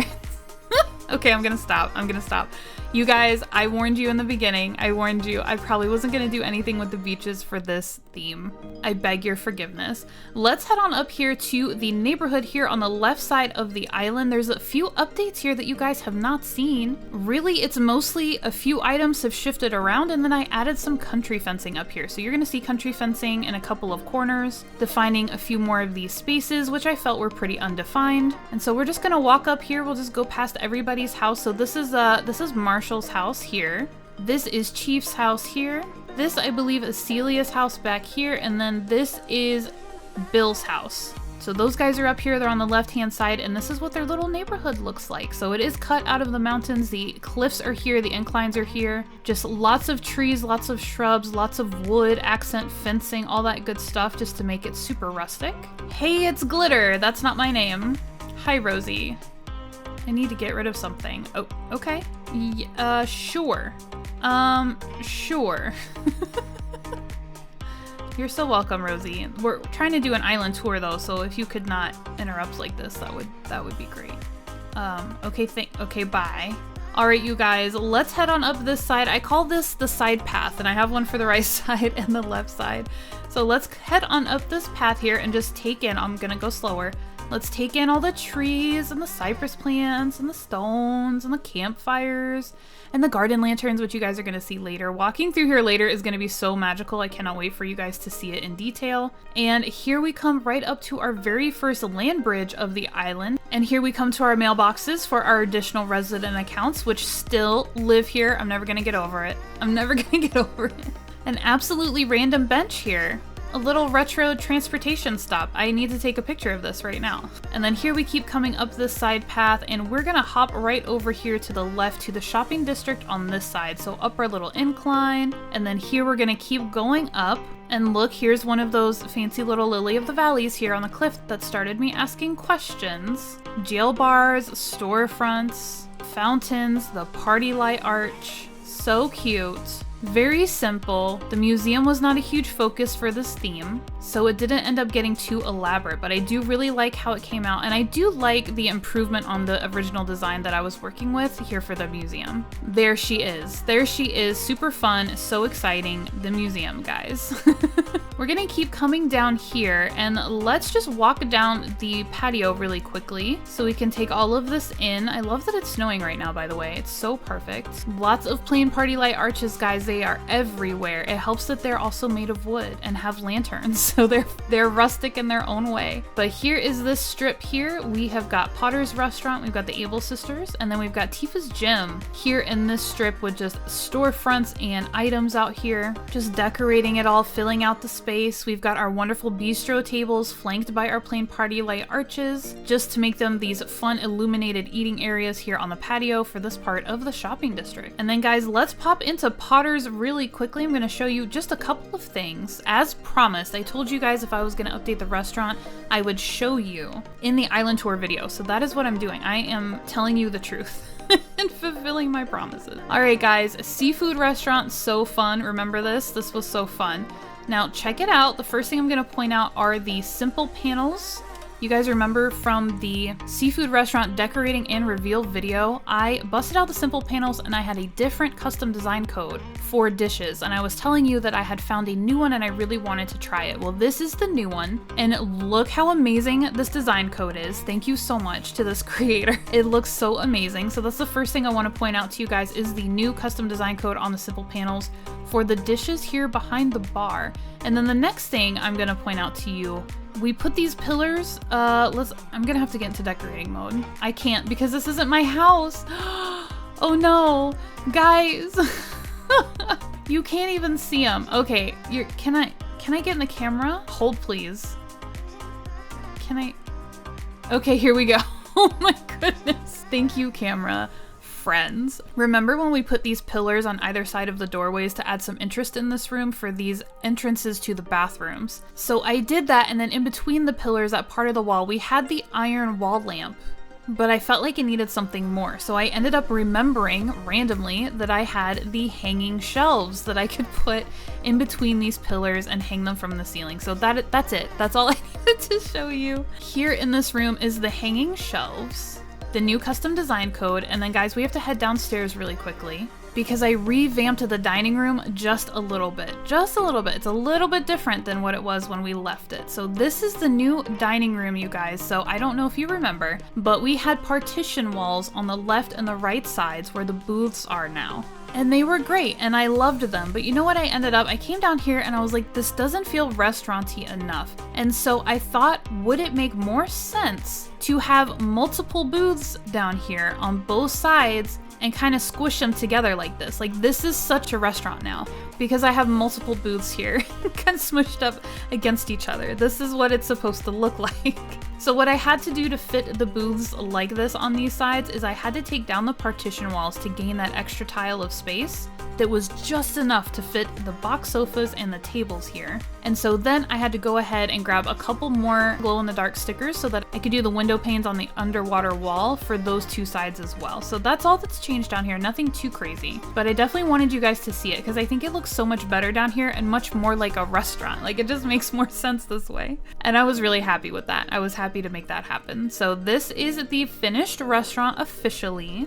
And that, my friends, is all I had to show you in here. So let's move on. All right, let's keep going over here through the shopping district. We're gonna head down to the central area here. Here, guys, is Nook's Cranny. The finished design, this has not changed since I promised you that it was finished. I didn't change it. Here's Nook's Cranny, the storefronts, guys, the storefronts. And then down here, this did change just a little bit here, this courtyard. So we had a couple of bistro tables in here, and it was just a little much because you guys know that I have so many bistro tables on this island. So I ended up going ahead and busting out a seating area instead. So this is a little bit different, just this courtyard space, but it's still surrounded with our plain party lights, and it's still just a chill spot to come hang out and enjoy the cold winter rustic weather. And then up here, you guys, one of those bistro tables, and look, a bunch of Lily of the Valleys. This is our other shopping district strip down here. So this is Caspian's Candy Emporium and Zelda's coffee shop in this strip here. So this is what's going on down here. Again, just items, storefronts. The cypress plant up on that second level cliff, those make me so happy. It's the most random thing to make me happy, but it does. And then friends, let's head on over here to the right. So this is actually neighborhood access on this side. So let's go up this incline. I'm so glad these guys moved in next to each other. I have what I believe is Eric's house here on the right, and then on the left, this is Grizzly's house. So they both have these perfectly rustic facades on their houses. So these guys are up here on this incline, on this cliff, just hanging out by themselves. They're super special. This cliff ends with some trees and some other rustic items here, and then you have to come back down and then go down some more and then down some more. And guys, check it out. Right over here on the left, here is the ice skating rink here for our rustic winter island. Look at this. It is so cute. I love how it came out. It was just perfect from the get-go. And just buckle up, because tonight when we walk through here, it's gonna be so magical. You're not even ready for it. And then coming down the side path, once again here on the right side of the island, lots of fun elements down here, just more trees, more stones, more garden lanterns. Guys, this path is illuminated at night. I cannot wait. And then we're gonna come up this incline right up here to this neighborhood on this level. So friends, this little area has changed a bit. I had to tweak it. I had to. You guys saw this. I showed this to you. Oh, goodbye. I showed this to you. I showed you the little pond that I ended up having space for. I showed you the little seating areas, the little benches that I made around here. And the design that I showed you guys last, I just was not happy with it. And I told you it was finished because I wanted it to be finished. But then I was like, it's not finished. I gotta keep working on it. So I did. So we've added the country fencing here. We've adjusted the custom design code, the path here, to be a little bit more structured, just to make this space make just a little bit more sense and look a little bit better. So we've added some garden benches, we've added some fencing. This is just trees and plants and ducks, and oh my goodness, I'm gonna get stuck. Fun stuff over here, just this little pond here for these guys on this side of the neighborhood. Still our little cluster of trees filled with black roses over here. Here we have Apollo's house. Here we have Bertha's house. Up here, Rosie is still hanging out with us here on this island. And last but not least is Vivian. This is Vivian's house up here, you guys. So this is the finished neighborhood here on the right side of the island. Still have those cliffs, still have lots of trees and fencing, so much rustic winter goodness. Let's head on down. Let's keep going down here on the side. And friends, how far down can I get? How far down can I get before, before I get in trouble?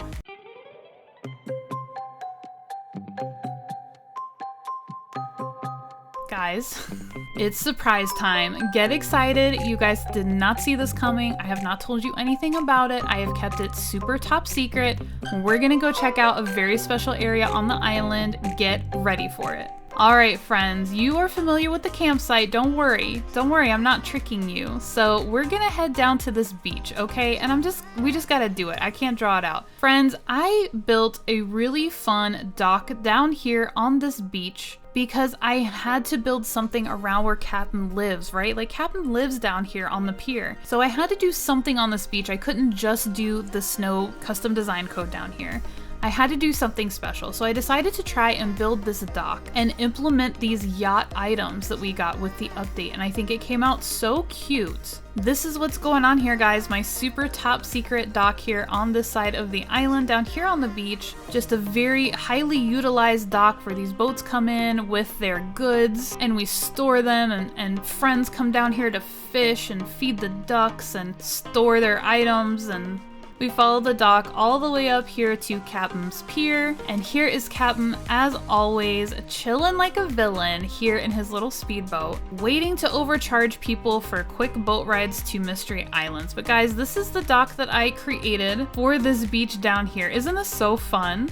And check it out too, I know you guys are kind of seeing it. I have a dilapidated yacht back there, and I went ahead and just threw some of the wheat fields because they kind of look like weeds. And then some other kind of aged and decayed items like the oil barrel and the milk can back there, and just put some stones under that. I just think that looks so cool. I love that little display of just like this retired boat.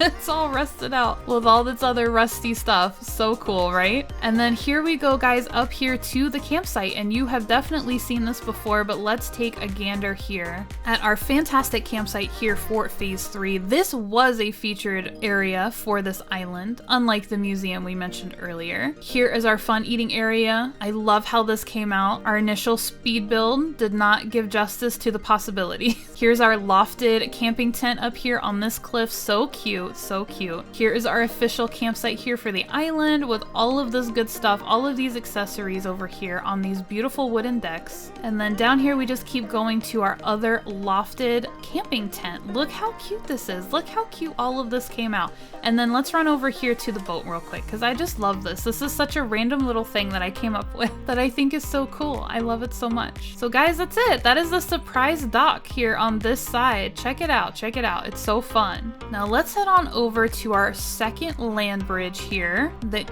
leads us back to the center of the island. So here we are yet again to the middle. All this good stuff here, all this fun ski resort stuff down here, ready for your adventuring pleasure. Alright guys, let's transition to nighttime and we'll do a much faster run through of the island so you guys can see it all lit up at night. Oh, it's gonna be so great. Don't go anywhere.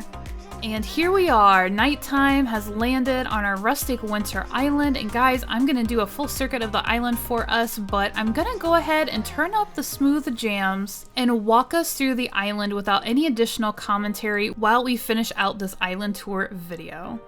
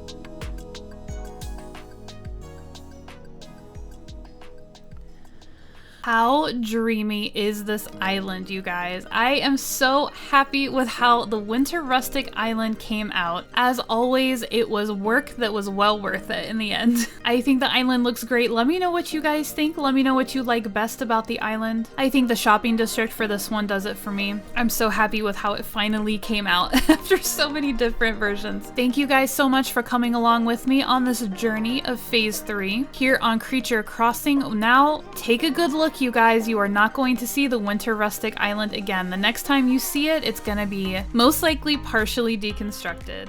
5, 4, 3, 2, 1.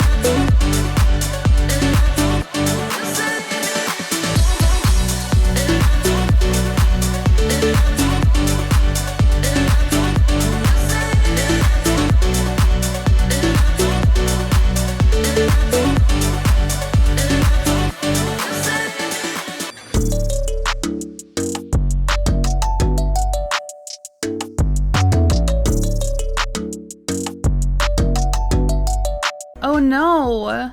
My boys! Marshall, Apollo, what happened? Why are we so upset? Apollo, I like you more. Tell me what's going on, buddy. Hey, it's been too long. I know. I don't need a cockamamie reason. Ugh, how do I implement the term cockamamie into my everyday life, please? Take care now. No, Apollo! Well, I guess you're not upset anymore since you saw me. I need to know what happened.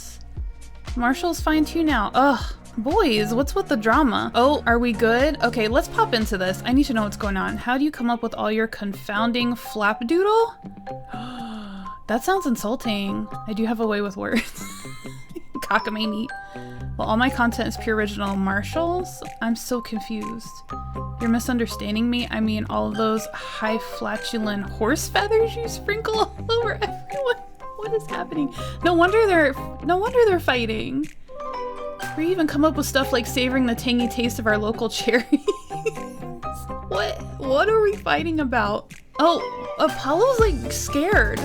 Don't you agree the mouthfeel of the cherries on this island is to die for? Yeah, mouthfeel. Apollo cannot handle this right now. Now you've gonna ruin cherries for everyone in earshot. This is why we're fighting, boys. Settle down. Okay, hold on. One.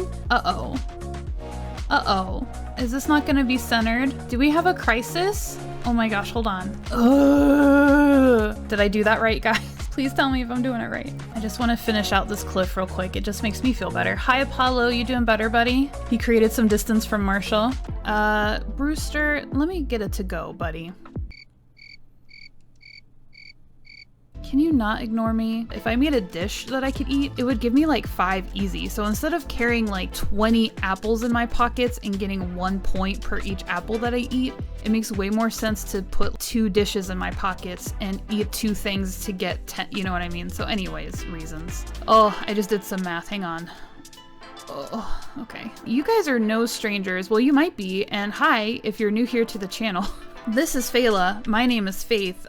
We do Animal Crossing videos. Ooh, I know what I want to do. I want to try this ground ridge thing and see what this looks like. Okay, how does this start? Let's do, this looks like an edge. So let's do that. Oh my gosh, it's like magic. It literally looks, it looks elevated. How do people do this? What is this witchcraft? Oh my goodness. This is so cool. Look at that. Okay, is this what this little edge piece is for? Yes, yes. Okay, cool. Look at that. Oh, that's so cool, you guys. I love these. What the heck? It is super cute. I don't know. Hold on, I have to try something real quick. Don't ask too many questions. It's all gonna be clear here in a second. Oh my gosh. Look how cute that is though. That is so adorable. I wanted to mess with this item. The Korokoropi Bridge. Whoa, buddy. We've all seen this. I want to see how big this actually is. Oh. Guys, I think there's gonna become a trend where I just give you guys like random animal like facts or trivia or whatever. Because remember, I taught you guys that bears don't hibernate. I revealed that unfortunate truth to you, that we are never safe from bears. We're never safe from them because they're always awake. But yeah, bears don't hibernate like grizzly bears and black bears and stuff, which I absolutely thought my whole life that bears hibernated in the winter. And now I've taught you that there are sheep that have horns, which you probably knew that, but like, listen, I didn't know. Here's a third one for you. So one thing that Animal Crossing absolutely has messed up, and I did not know and was incorrect about for also my entire life, is what a baboon actually is. Okay, so I grew up watching Disney movies and The Lion King taught me that Rafiki was a baboon. So in my brain, baboons are that animal that has like the blue snout with the stripes and then like the butt cheeks and everything, right? So that's a baboon. False, that is not a baboon. That is a mandrill. Look at my little namesake. Okay, but see, this is what I was talking about. Side note, pause story. This is what I was talking about. She's a brown koala in an orange koala costume. Do you guys see it? Do you see it? Do you see the problem? Like, why isn't she just brown all over? And or why isn't there like an ombre effect going on where like the brown blends into the orange? Like it literally is just a line. So she quite legitimately looks like she's brown for real and then she has like an orange koala costume on. And it bothers me so much. I'm sorry, Faith, you're really cute. That's it's such a tragedy. So baboons. Okay, Rafiki is not a baboon. He's a mandrill. Baboons are just brown. Like they're just brown. Like they don't have all that colorful stuff going on. And obviously, Boone in this game is a gorilla. So first of all, incorrect. But second of all, Boone looks like Rafiki. He looks like a mandrill. And he's not a baboon. I'm so confused. My whole life is a lie at this point. I just don't know what's real anymore. Who is supposed to go here? Is it me? Am I supposed to go right here? Is this my spot? That's kind of creepy if you think about it too much. Let's bust out the new ones. Okay, but what direction? Like this direction, this direction, this direction? Which one is appropriate? I don't know how this works. We'll do that for now. I don't know, that feels kind of weird. I don't know what way to do it. The most beautiful thing that could like ever be in this game in front of it. Look at this. Oh my gosh, it's so beautiful. It's so beautiful and it's so perfect because it's got like the browns that kind of go with the bamboo behind it and then it has the pinks that blend with the deck. I'm losing my mind. Oh my gosh, it's so pretty. I have to order another one right now. I'm so happy. Oh my gosh, let's look up this word. Hang on. It's not biotrope and I've been saying biotrope this whole time. Is it biotope? I'm gonna like Google it to see what the pronunciation is because I'm over this.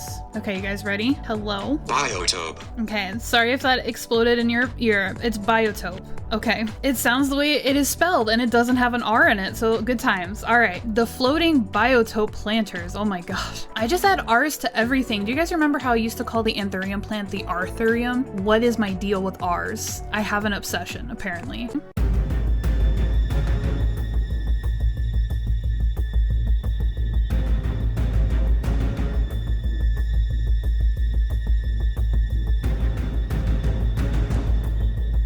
So Bertha's still here. Bertha is not leaving. I'm telling you guys, she's not gonna leave.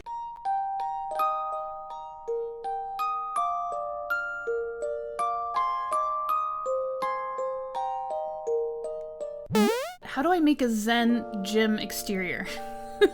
Somebody tell me. That's as close as it will go? Are you kidding? What about all this space? What? But okay, well, I'm lucky. Is that a good sign? We're gonna have some luck today. Let's go see Ketchup because I saw her. Look how cute she is. Hello, darling. Oh my gosh, I haven't seen you in forever. I know, it's true, Ketchup.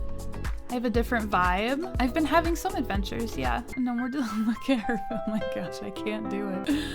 She's so cute. I got some miles, no way. It's almost like I planned it. Do we want to do some work while we're here? Let's do this. Let's take a ride with Captain because the first island he takes me to has Brewster on it, right? So let's maybe go get Brewster and just so we accomplish something while we're here. Okay, cool. Yeah, let's go get Brewster, guys. For Valencia Island, because coffee first, always. Okay, he's gonna get mad. He's gonna get mad. I'm spamming it. Don't be going and rushing things. The island she ain't going nowhere. I don't have time for your songs, Captain. I need to find Brewster. Now, where's Brewster? Brewster should be here somewhere. Hello, Brewster?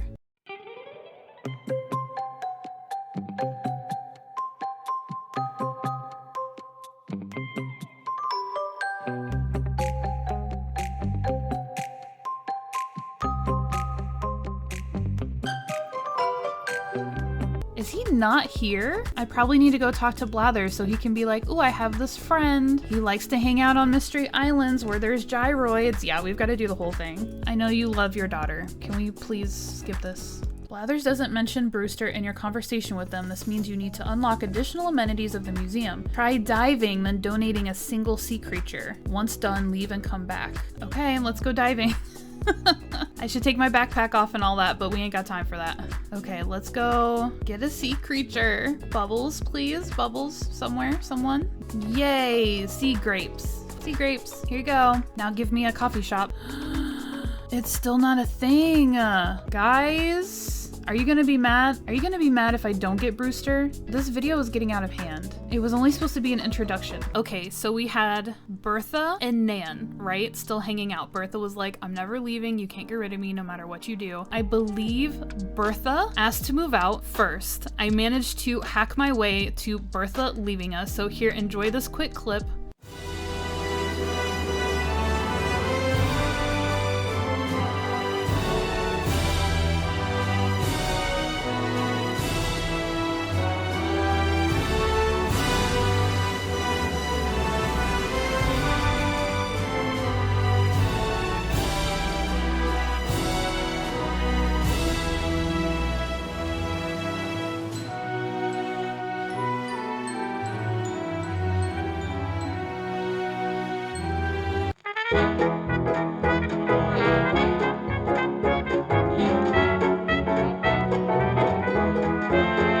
Oh my gosh, it was such a moment. So then I started to do this villager hunt, and very quickly I found someone that was not officially a dreamy, and in fact was decidedly not a dreamy, but I caved. I absolutely caved. So I'm gonna put that clip in here as well, because like I said, I was recording it when it happened. Look who it is. You know what? Peyton, I hope you're not watching. You know what? Pinky's not that bad. I thought she was a lot worse than this. I can't settle for her, right? Like I can't. I'm running out of time. She's not that bad. Why did I think she looked way worse than this? Peyton, I hope you're not watching, but if you are, I'm kind of sorry. I'm kind of sorry I gave you so much grief about Pinky. She's kind of cute. Oh no. Oh no, oh no. Do I take her? Okay, hold on. Do I do this? Do I take her? Because here's the thing. If we take Pinky, she can be Gala, and then we hunt for Vladimir. Or I take Pinky, and she's just Pinky. And then whoever we find first, Gala or Vladimir, we just take them. Because of time, guys, because of time. Do I do it? Do I cave? I thought she was like way worse than this. I thought she looked like Chow. What do I do, you guys? I can't go back. I was so adamant. I was so dogged that like she was crazy and she couldn't be on my island because she was crazy looking. But she's a pink panda and I'm starting to see the light and I'm sorry. Oh no, what do I do? Do we take her? Guys, I can't make a decision. Should I stick to my guns? I'm clapping. Should I stick to my guns? Or should I admit that I was wrong and take her because she's really not that bad? And then we're halfway to our goal of 10 dreamies with one more villager to find. And I just started recording, so the rest of this video can be us finding Gala or Vladimir. Guys, what do I do? I'm gonna do it. You know what? I'm gonna do it. Peyton, don't watch. I'm gonna do it. I'm gonna tank Pinky. I'm gonna take her. This is just to shake everything up. I'm still hesitating. I can admit that I was wrong, okay? I was wrong. She's fine. Let's take her. Let's do it. Oh my goodness. Oh my goodness. Pinky's moving. What just happened? So I had Nan move out, right? And then because I've been time traveling forward 15 days, 15 days, 15 days, one day, or just time between days, I'm like in July or August, you know, in the game. So I was like, okay, Nan's gonna move out, great. Get her out of here, she's got an empty plot. I'm gonna time travel backwards to where I was when I was recording the villager hunt where we got Pinky so that I can pick up where I left off, because I thought, oh my gosh, you guys, I was so convinced that it was perfectly safe to time travel backwards when you have an empty plot because it's not gonna fill, right? Wrong. Nan's plot auto-filled when I time traveled backwards to get myself back to where I left off on the island and in the villager hunt I was recording. And I am still mad.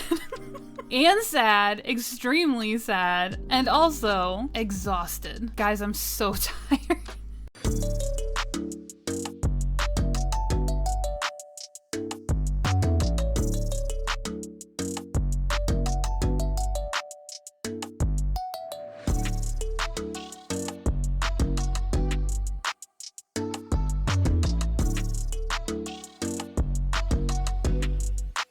Check it out. Check out who else is here. So Pappy, similar to Rasher, popped into my campsite, and look at how precious this dude is. Hello, Pappy. Do I have yoga? Oh, I don't. We'll just love him. I love Pappy, you guys. He's so precious. I've never had him on my island before, and he just happened to come into my campsite, and I had to talk to him. Of course, this really was just made because we can't ignore this guy. We can't ignore him. He's a rock star. Look at him. Are you thinking about stuff, Flora?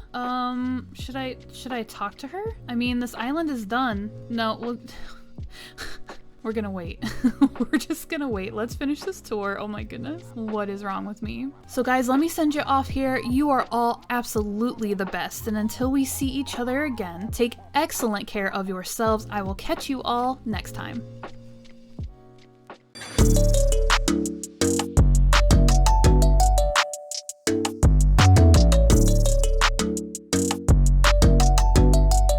But let's just get started. You guys have seen this entrance a million times, but look at how beautiful all of this came out. Heads up for anyone who's joining me for the very first time for an island tour. I don't go into detail about items in these island tours. We just look at everything. If you are interested in what items were used in different areas, you can find those in island progress videos and reveal videos. So check those videos out for more details about what I used and how I used it and how it all came about. But for the island tour, we're just here to take it in, and I'm just kind of running around because I'm so excited. Let's address this first. And by address, I mean address.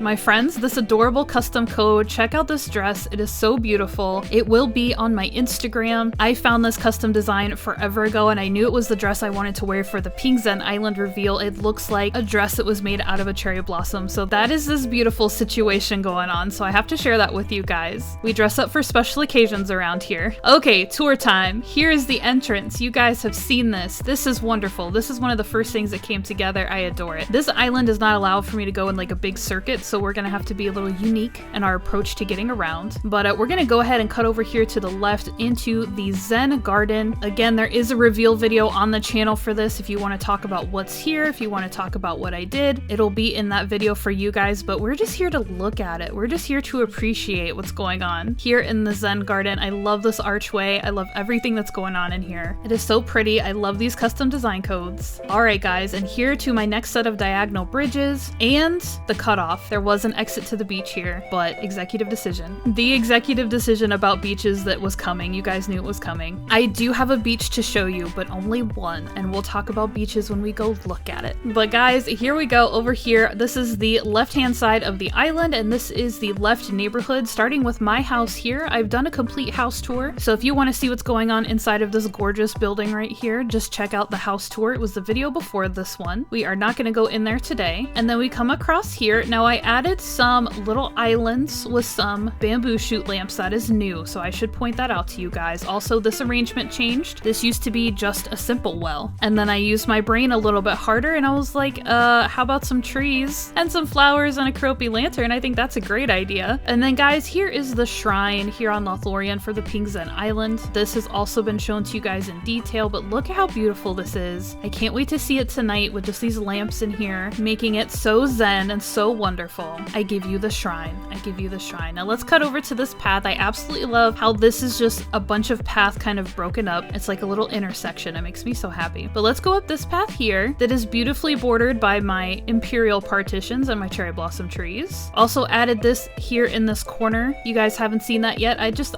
fixed some things. That's one of the things that I fixed. Guys, look who's here. First of all, you guys know about Rasher. Go watch my house gutting video. Gutting my house plus all the drama. Rasher is part of that drama, but here he is. We're just settling and it's fine. And then guys, check it out. Check out who else is here. So Pappy, similar to Rasher, popped into my campsite and look at how precious this dude is. Hello, Pappy. Do I have yoga? Oh, I don't. We'll just love him. I love Pappy, you guys. He's so precious. I've never had him on my island before, and he just happened to come into my campsite, and I had to talk to him. And upon talking to him, he offered to kick B off of my island. Again, if you watch the drama video, you will understand why B was here and why I was so willing to take Pappy instead of her. But that's our two subtle villagers, guys. We got two subtle villagers this phase. It's okay. Maybe next time. But here are their houses, which I think are so sweet. They have been customized to some Zen style exteriors. All of my villager homes for the very first time have been customized to a theme. So that is very exciting. And then here's just some fun stuff going on at the base of this incline. Now, if I can get past Rasher, which I probably can't, dude, there's something wrong with you. I upgraded this yard as well. It just used to have the swinging bench item. Just like with that extra space down by the diagonal bridges, I decided to try a little bit harder. And we got a bonsai shelf out here and then some director's chairs just to make this a yard instead of just a kind of empty space with a bench on it. So guys, let's head on up to the very top of the neighborhood here. So check it out, you guys. Check it out. This is everybody's houses. I don't know where everybody is. This is Biddy's house. Fantastic. Biddy is a dreamy. We got Biddy. Check it out. Very cute. This is Meringue's house. Another dreamy. How lovely. Here is adorable Nana. Hello, precious. This must be Nana's house. So this is the neighborhood technically is these two levels. So this upper level here, can you guys remember? Can you remember when we mapped it? It feels like forever ago. We just mapped this out. These two cliffs, knowing that the two top cliffs were going to be neighborhood and that this cliff down here, this bottom level was just going to be, at the time, had no idea what it was going to be. But here it is. I think it looks so great. This is the left side of the island. I think it came out beautiful. I can't wait to see it at night with all these little bamboo shoot lamps and all this good stuff out here. So let's go ahead and swing around. So we're going to come back here to where we landed off of the entrance and just walk in here into resident services. And our friend Leaf is here today. How fitting. I feel like maybe Leaf was in the last island tour for the rustic winter island. I can't remember. So we've got some fun stuff back here kind of going on behind resident services. There's not a lot you can do inside of the plaza, but we definitely surrounded resident services with some really fun little features here. So we're going to go ahead and go up this incline. So friends, buckle up, get ready. There are secrets up here. You guys have not seen the shopping district at all. This shopping district is the Finnish shopping district, and there's a whole lot of cool stuff going on up here. So without further ado, let's get up this incline, our lovely stone stairs, and here the path is going to lead you through and as my gazebo. This is a new addition. So I may talk about items that are up here just because you guys haven't seen any of this yet. So I love this feature so much. Just putting this gazebo at the top of the stairs and just having all of these trees around it makes it feel so woodsy and magical. And then let's hook over here to the left, you guys. So if you cannot tell, it's a little bright, but this sign clearly indicates that this is Caspian's Candy Emporium over here in the first corner on the left. Check it out, you guys. This is Caspian's candy store. It is so fantastic. If you guys want to see the inside of Caspian Caspian's Candy Emporium. I have a reveal video on the channel, go check it out. But this is the very simple, very fun exterior that I put together for Caspian's Candy Store. We can see some details, items behind the building as always. I've got some partitions and some trees. There's chauffleuras back there, all kinds of good stuff. Here, of course, is our wonderful deck design code. Just candy everywhere, and then these very colorful beverages that I thought made perfect sense outside of the candy store. We've got a chocolate bunny melting in the sunshine.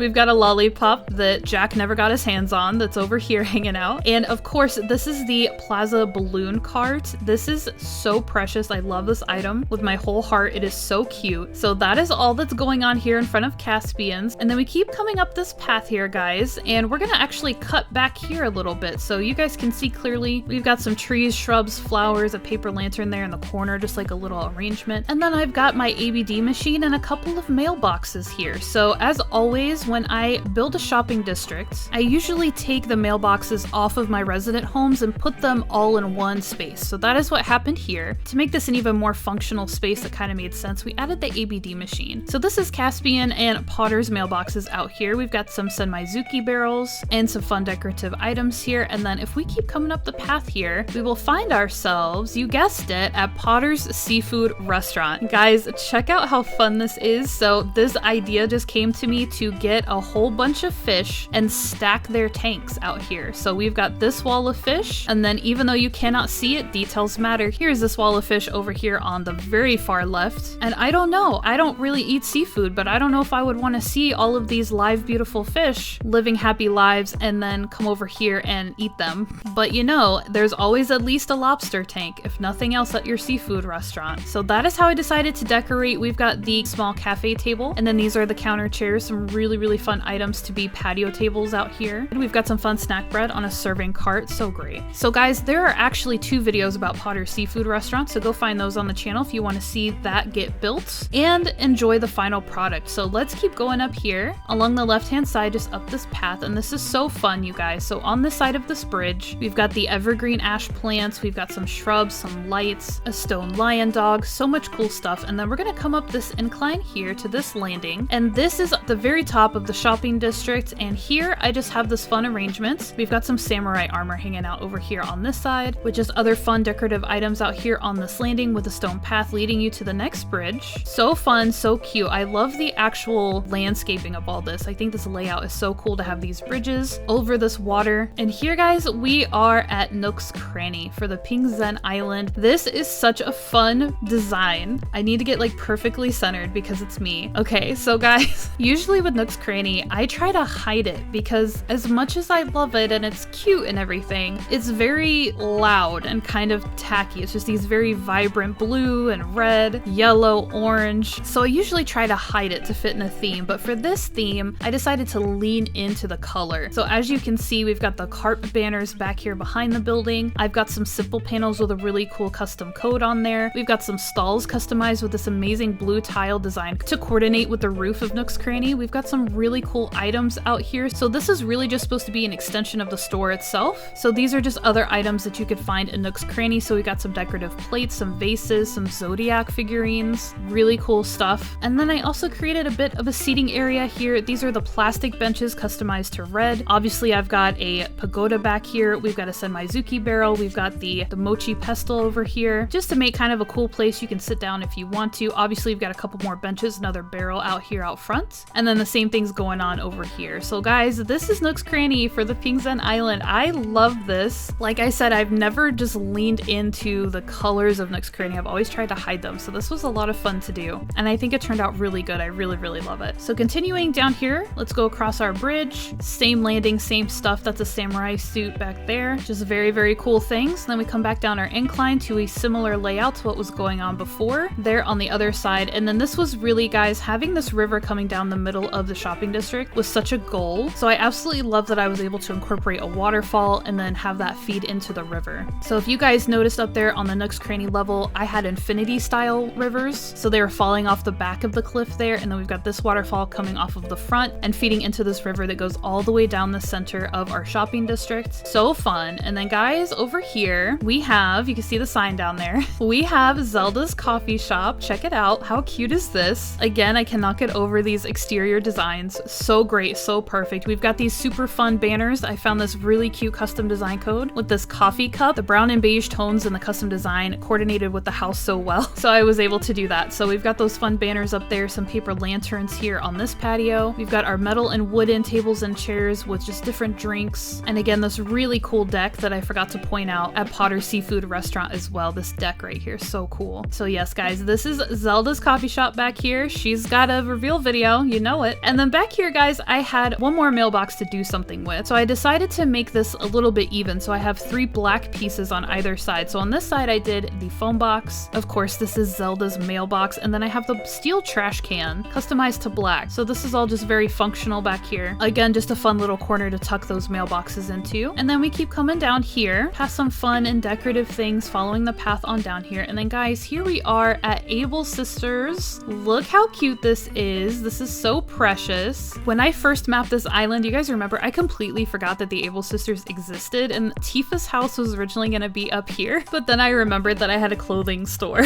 So fortunately, everything worked out. We moved Tifa over there. You can actually see her house over there on the right hand side, and put the Able Sisters up here instead. But look how cute this is. This is the first time I've actually done somewhat of an elaborate spread adding clothing outside of the store. And granted, a lot of these items are newish items with the 2.0 update, so maybe that's why. Maybe we finally got the items that I needed to do a layout like this for the Able Sisters. But yeah, guys, we've got some tables with some shoes. We've got some hanging clothes, obviously. We've got some hats up here as well. This feels very much like a small downtown in a rural area, like their clothing store, their thrift store would have stuff out like this. So this is so cute to me, with obviously a couple of benches here with just a little stool with some cat grass. Just have a fun little exterior and let you know everything that you can get inside the Able Sisters. Clothes, hats, shoes, even a bag if you really need one. But yeah, guys, this is the Able Sisters back here in the bottom corner. Now let's walk right up over here, over to our first bridge across this river. So this is not super elaborate, I know that, but the first time that I made this river, and it was just a straight line down the middle of this cliff, and I thought I need these little islands and the water features on this island in particular because I wanted to put lanterns and other cool stuff over here. So obviously this is just an island with a pine tree, a couple of paper lanterns on either side, but it created this big circular. I had to create like a pond here so I could actually fit this island with a tree and all of that good stuff. So that gave this river some shape, it gave it some flow. So I really love how this river came out. I love how the shopping district came out. Everything just looks so great. All these little accessory items, all these stones, all these lanterns, so many plants, so much cool stuff, custom design codes that are just amazing. So guys, we are coming down to the end of the shopping district here on the other side. So again, of course, here's that waterfall, that river just flowing down into this pond, which you guys have seen, but let's take a look at it because it's so incredible. I remember being so underwhelmed with this, what I did with it originally, and then something hit me and I said Stonehenge. My brain told me to put the Stonehenge over here, so that's what I did, and I love it. I think this looks so good, just right here in the middle, and if you really want to, you can kind of hop over here and hang out. But yeah, I love how this little central feature island came out, so cute. And then down here in between everything that's going on, we've got this fun little seating area that's been here since the beginning. This was another thing that I was like, is this enough? Should I do something more elaborate? But it's so cute. It's just a simple little arrangement of trees and items that I think just came out so well. So this is just right in the middle of all of the goodness. And then guys, I did add another cherry blossom tree, some lanterns and shrubs into this space. This was another kind of big open gap that was bugging me a little bit, so I just put another tree out here. So cute, right? And then the most important feature on this island, guys, is the museum. Look how cool. I can't believe this came out so well. I really can't believe it. I had one idea. My idea was have trees with the big fossils in between them and create a pathway. And that's what I did, and I had no idea it was gonna come out this cute. I think this is amazing. So cool, so epic, so pink, with these amazing custom designs allowing me to make these ridges on the ground. It just brings so much character to the space. These items are just so perfect. We've got our banners that look so great. We've got our fountains, essentially like our little ponds over here on either side that just look so good and allow me to have so many duckies on my island, which just makes me so happy. But that is the museum, you guys. I am thrilled. I'm thrilled with it. I'm gonna cry a little, I think, when I tear it down. All right, you guys, let's break over here, over to the right side of the island. Say hello to Flora. Hi, Flora. Thank you for being here. Not all of my dreamies showed up, so I appreciate the ones that did. So friends, here we go over here onto the right side of the island. Just this fun little walkway surrounded by this pond type river water features. Really cute stuff, and leading right up to the campsite. Boy, was I lost when it came to where to put my campsite and what to do with it on this island, but this is what we came up up with, and I think it is delightful. So many fun little items back here, just trees and stones. We got a lantern back there, and then this really fun picnic area here in front of the tent. So cute, right? I love it so much. So that is the campsite for the Pink Zen Island. Almost as cute as Flora is.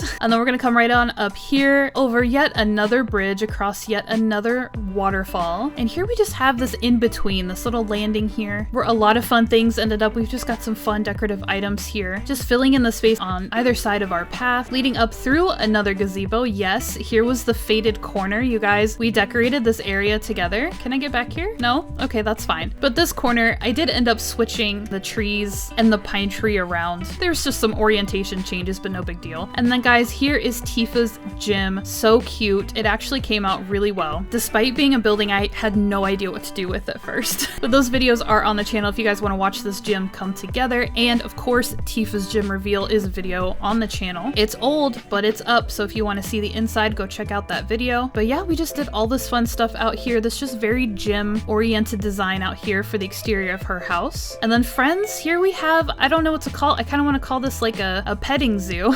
Just this little animal habitat over here, just built out of this pond, this amazing custom design that coordinates just perfectly with the outdoor bath, creating this beautiful little fountain type pond area. And then we've just got the funnest selection of animals. We've got some bunnies, we've got some pandas snacking on some bamboo over there. We've got ducks hanging out in the pond, of course, with some flamingos, because why not? And then we do have actual snapping turtles. Thank you, Linda, for letting me know that was a thing. So I was able to put some actual live, look at him moving, it's kind of creepy, some real snapping turtles out here hanging out in the pond as well, which I think adds just so much to the overall design, just having all these critters out here. And one of my favorite features about this corner is what I decided to do with the wall here, where I just have a line of bamboo trees with these blossom lanterns in between them. I can't wait to see those tonight when we take a run around the island. So guys, let's head on up here, our first incline to our first level of the neighborhood. And guys, this is Flora's house over here. Look how adorable this is. Oh my gosh, it's so cute. And then over here, my friends, we have Cookie's house, and she's got a fun little water feature, like a little waterfall coming off of her house with some very cute items out here in front. So fun. And then both of these girls just so happen to be little bonsai gardeners, so they've got their little bonsai gardens out here next to their houses. So cute, right? I don't know how this happened. It just came together, and I think it's so cute. Bonsai trees are just the best. I wish I had one in real life, but you know, maybe one day. And then this absolutely random gazebo right here in the middle. I think it's so fun. I love using these, if you guys haven't figured it out yet, to create very distinct paths. Like obviously you're supposed to walk through this gazebo, up this incline, and guys, this is the very first neighborhood that I put together for this island. So this feels like home. Here's what's going on in the neighborhood here on the right side of the island. So fun. This is Freya's house, I believe. Yup, she's got some really fun elements out here in front of her house. This all looks so good. Oh, I wish. And then I believe this is Norma. Yep, Miss Norma's house. Again, look at these customizations for their houses, guys. They're so cute. I'm so happy. And then this, I believe, is Gail's house over here. Yep. So that is what's going on here. We've got some stone items out here for Miss Gail, so everyone's got somewhere to sit, somewhere to chill. We've got so much water, so many ponds, so many animals on this island. I love it so much. It's so pink, it's so zen. I'm so happy with it. I don't want to tear it down. Flattening is gonna feel so good and so bad at the same time. Friends, let's check out this little area here. It really is just a pathway, and it's gonna lead us over here through a torii arch to come out to this path. So friends, this is a super fun area that you absolutely have not seen. This is what I decided to do with my beaches, so let's take note really quickly. My beaches have been completely filled out with coconut trees and this stone customization code, which I actually think looks really good. But that's what I decided to do. It was like a compromise, because I could have just cut the beaches off. I could have just blocked them off and not done anything, but that didn't feel right. So I was like, you know what? Let's do something with the beaches, even if it's something simple and generic that fills the space without me actually having to design that much. So that's exactly what happened. Instead of ignoring the beaches completely, I did create this like coconut tree forest with those stone custom design codes on the ground, just to add more depth, more interest, and even more of a natural element to that whole thing. So that's really what's going on most of the beaches. But guys, this is a little path obviously leading off this side of the neighborhood, and we're gonna follow this path right along the wall here, the outside wall. And this path is so cute and so fun, and I love it so much, and we're just gonna keep following it. to, you guessed it, another Azumai gazebo that you're supposed to walk through. Here down to a fun little deck feature that I put together. Very, very simple, you guys, but I think this is so cute. And I love discovering the bamboo lattice fence for this area, as well as customizing the bamboo benches to match it. It looks so good. We've got all of these paper lanterns out here, and of course this really was just made because we can't ignore this guy. We can't ignore him. He's a rock star. Look at him. Look at Captain. He lives here. He lives on his boat. So we have to give him something going on his pier. So that is what is happening. Very simple. The only beach design that I did. You guys love me. It's gonna be okay. But yeah, just this fun deck, this super fun deck going on out here. And then as soon as the deck is kind of cut off here with this fencing, it becomes this wild beach. Look at all this. Well, buddy, it becomes wild beach. As simple as all of this is, friends, it took a really long time. It took a really long time to plant all of these trees because I had to plant and then harvest the coconuts and plant the new coconuts. Ugh, and then laying this path. Ugh, it took forever, but it was so worth it. I really love it. And friends, that is everything that there is to see on this island in the daytime. Look how cute this is. I love this island. Let me know what you guys think. What's your favorite part? Of course, I love the museum so much. I actually really love this offshoot here onto the beach. It was so last minute, but I do really love how it came out. There's so many cool things going on this island. But guys, let's go ahead and transition to the nighttime so we can do a much faster run through and just take in some of these areas that are especially lit up that are going to be so fun to see at night. So let's go ahead and transition to the nighttime. Alright friends, here we are on the island again, just at 9:51 p.m. Honestly, a little past my bedtime, but let's take a look at this island at night. There's only going to be a couple of areas that I really want to take a good look at, so let's take a quick tour around this island after dark. So again, there are not too many areas I want to see, but one of them is the Zen Garden because I have all of these paper lanterns over here, our little guideposts down the main path, but also I have these bamboo shoot lamps floating around on my little islands, which I think are so cute. Look how cute they are. They're so soft and glowy. Oh, I love it. And then we have more of them, of course, that I put out here in these little water areas, features, guys, I don't know, the water. It's not really a river, it's not really a pond, it's just water, but look how cute these bamboo lamps are. So sweet, very ambient. I love it. Okay, I don't think there's anything going on up in the neighborhoods. Everyone's just got a nice little bamboo candle holder outside their house, but let's take a look at this shrine because this should be pretty cool. All right, here we go. Very cool. Oh, I love this. This is so cute. Oh, shooting star. Yes, please. Oh, that's so fun. Look at the shrine, you guys. How cool is this? It is so cool. Oh, I love it. Very cute. Very, very cute. Okay, now we can move on from this area. Let's go see what's going on. Gale. Gale, go to sleep, honey. For those of us who can't. Okay, we've got our paper lanterns everywhere. Very cool. You gotta love it. Just a couple over here on either side of one of my favorite little features though, so we gotta take a look at it. Oh, so magical. Nana, why is everybody up right now? Guys, check it out. Check out the museum. So cool, so fun. Oh, I love these bamboo shoot lamps. They're so cool. Let's run up to the shopping district really quickly. I'm not 100%, but let's go check out what's going on. I definitely have lanterns scattered about. That was kind of the idea. So some more subtle lights here. Oh, very cute. Okay, yeah, I'm glad I used so many bamboo shoot lamps. They're so sweet. Look at them. Look how cute they are. They're just so subtle and glowy. I love it. Oh, significantly less lights than I had on the Fantasy Island, but that was kind of the point of the Fantasy Island. Oh, and let's take a look back here. I already forgot the blossom viewing lanterns, right? That's what these are called. I love using these tucked inside all of these bamboo trees, kind of within these fences. So cool. Okay, I honestly, guys, I think the only other area I really want to go. Are you thinking about stuff, Flora? Should I talk to her? I mean, this island is done. No, well, we're gonna wait.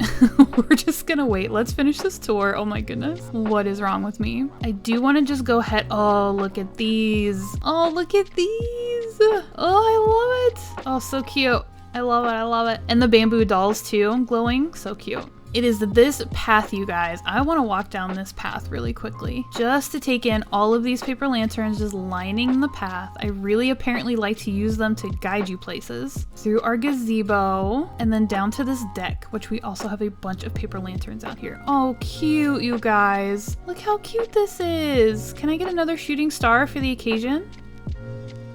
No? Okay, that's fine. Oh, look at how sweet. Captain, are you sleeping? His eyes always look like that, right? I don't think he's sleeping. Oh, cute, you guys. That's so fun. I really think that's it. I really don't think there's any other areas that I really wanted to check out. Let's run up to a neighborhood. But again, everybody has just got their little bamboo. Well, not that one. And not that one. Everybody else, there we go.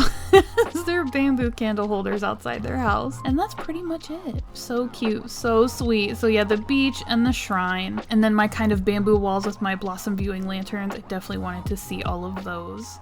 5, 4, 3, 2, 1.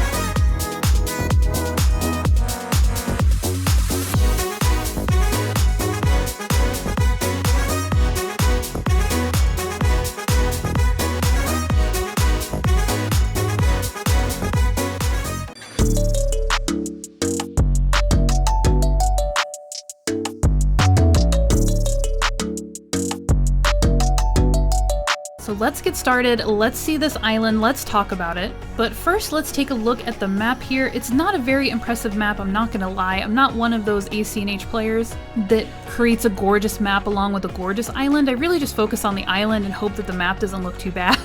But what's important to note on this map here is, first of all, check out this roster of dreamies, you guys. This is a first for Creature Crossing. 5 islands and almost 2 years later, this is the first time that I've ever had a completed dreamy list on an island. Can you believe it? Probably not, but you should. Guys, we've got all of these. We've got all of these guys that we've been hunting for the last couple of months. I got Fang over my hiatus when villager hunting, found him in 8 tickets, which I think I deserved that after how much struggle it was to get like this little one here on the island. Miss Blair gave us a run for our money. And then I did have to get some help with Sherry and Walt to get them on the island. So I didn't find all of these guys organically, but this is still the first completed dreamy list for Creature Crossing, so I'm pretty excited about it. But as for the map itself, there's not a whole lot to see here. The only thing I really want to point out is that I do have a river going all the way around the perimeter of the island here. So in between the mainland and the beaches, you can see that there's water on the left, the right, and the bottom here. So the only reason I'm really pointing that out is to also say, for those of you who are not familiar with the island, that I have castle walls running around the entire perimeter. So this green square of inland here, that is all wrapped in castle walls. So we're gonna see those a little bit as we run around, but there's no way for me to really show that wall to you that's wrapping all the way around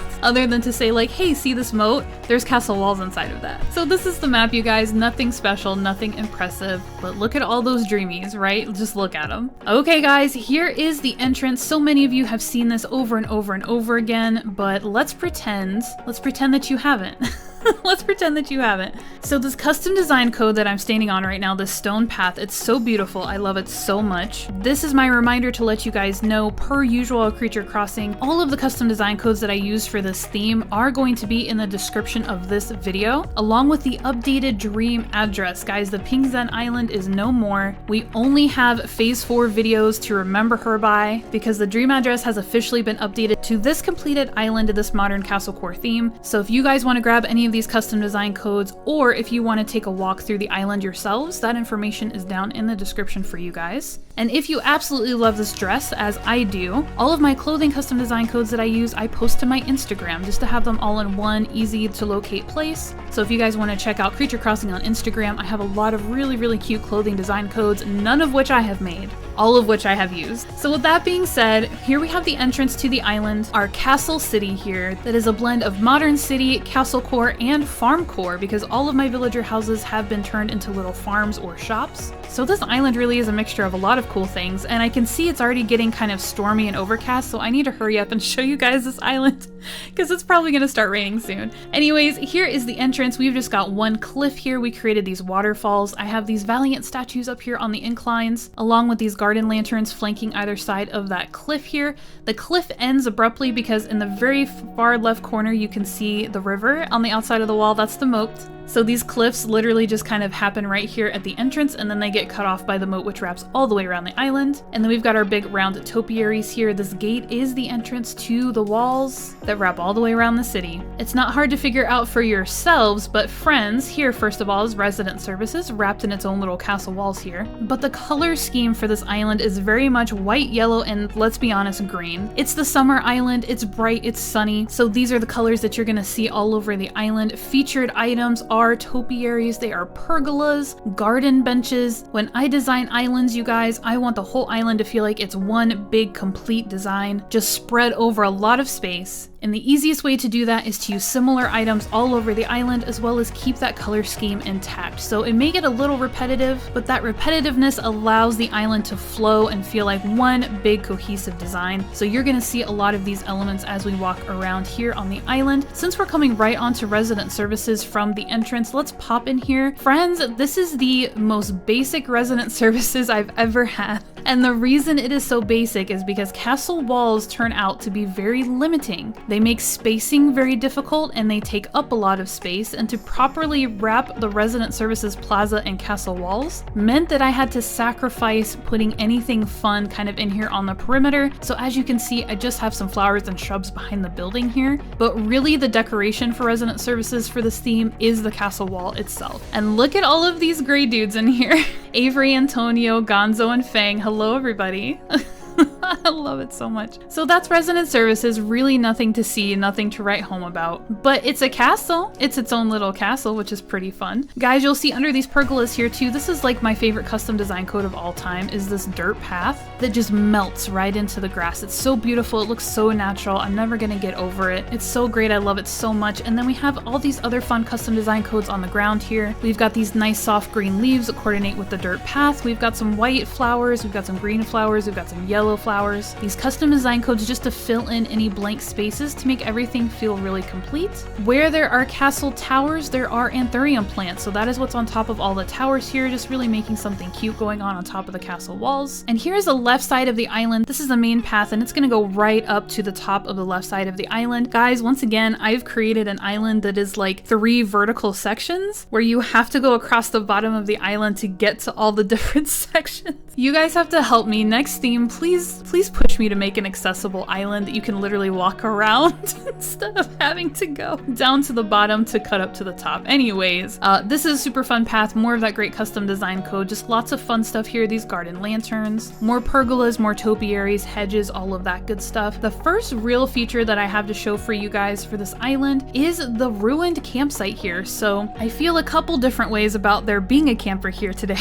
There's a part of me that wishes that they weren't because you could see things a little bit better, but also it's pretty great that there's a camper here, right? So you can actually see the campsite. But yeah, so I wanted to do a ruined castle area on this island. As soon as I came up with this theme, I knew I was gonna do this, but I didn't really know how. So this is how it ended up coming about, and I ended up creating my campsite with this idea. So behind here, we just have a couple levels of cliff. I've created one singular waterfall coming off the back there, which creates this fun little river space, and I almost put the campsite on like a little island, just surrounded by this really thin little river that kind of curls around. And then I just busted out all of these ruined items that I think are so pretty. So we've got the arch, we've got the pillars, we've got the broken pillars, we've got the ruined seats, and then on top of the ruined seats and the decorative pillars, I have the vine lamps, and I absolutely love these. I was not originally planning to use vine lamps for this, but once I started to build this space, I was like, I have to put something on top of these things, and I would love to put a light on them. So guys, again, we're gonna walk through this island after dark and take in this campsite with all those vine lamps. I think it's gonna be really ambient, really pretty. But this is the first major build that I have to show here on this island, so let's keep going. Another item you're gonna see everywhere, especially inside the castle, which is the shopping district, you're gonna see these garden benches everywhere. Customized to white, I love them. I love them so much. All right, guys, let's keep going up the path here. Just see all the fun, pretty little things with your eyes. Lots of trees, shrubs, flowers, all of the shrubbery. So we use the plumeria shrubs for this island because of that white and yellow theme. And then we've got white roses and yellow mums as our flowers. So those are all just mixed and matched and interwoven into the design overall. So before we cross this really cute bridge, let's cut over here to the left. This is one of my first villager houses that you can kind of see the design for. And you guessed it, it's a blacksmith. Or an armory, or however you really want to think about it. I'm not going to walk through here and tell you what every single item is, but just check it out. Look how fun. Lots of stone, lots of iron, lots of fire. Very much a smithy, very much an armory. We've got swords, helmets, boots, bows, full armor sets, all kinds of cool stuff to really just show you what this space is and what this is here for. So this is our armory slash blacksmith here on the island. It is a castle core island after all. And this is another great custom design code that's going to be in the description. This kind of brick path right here, creating a really nice structured space for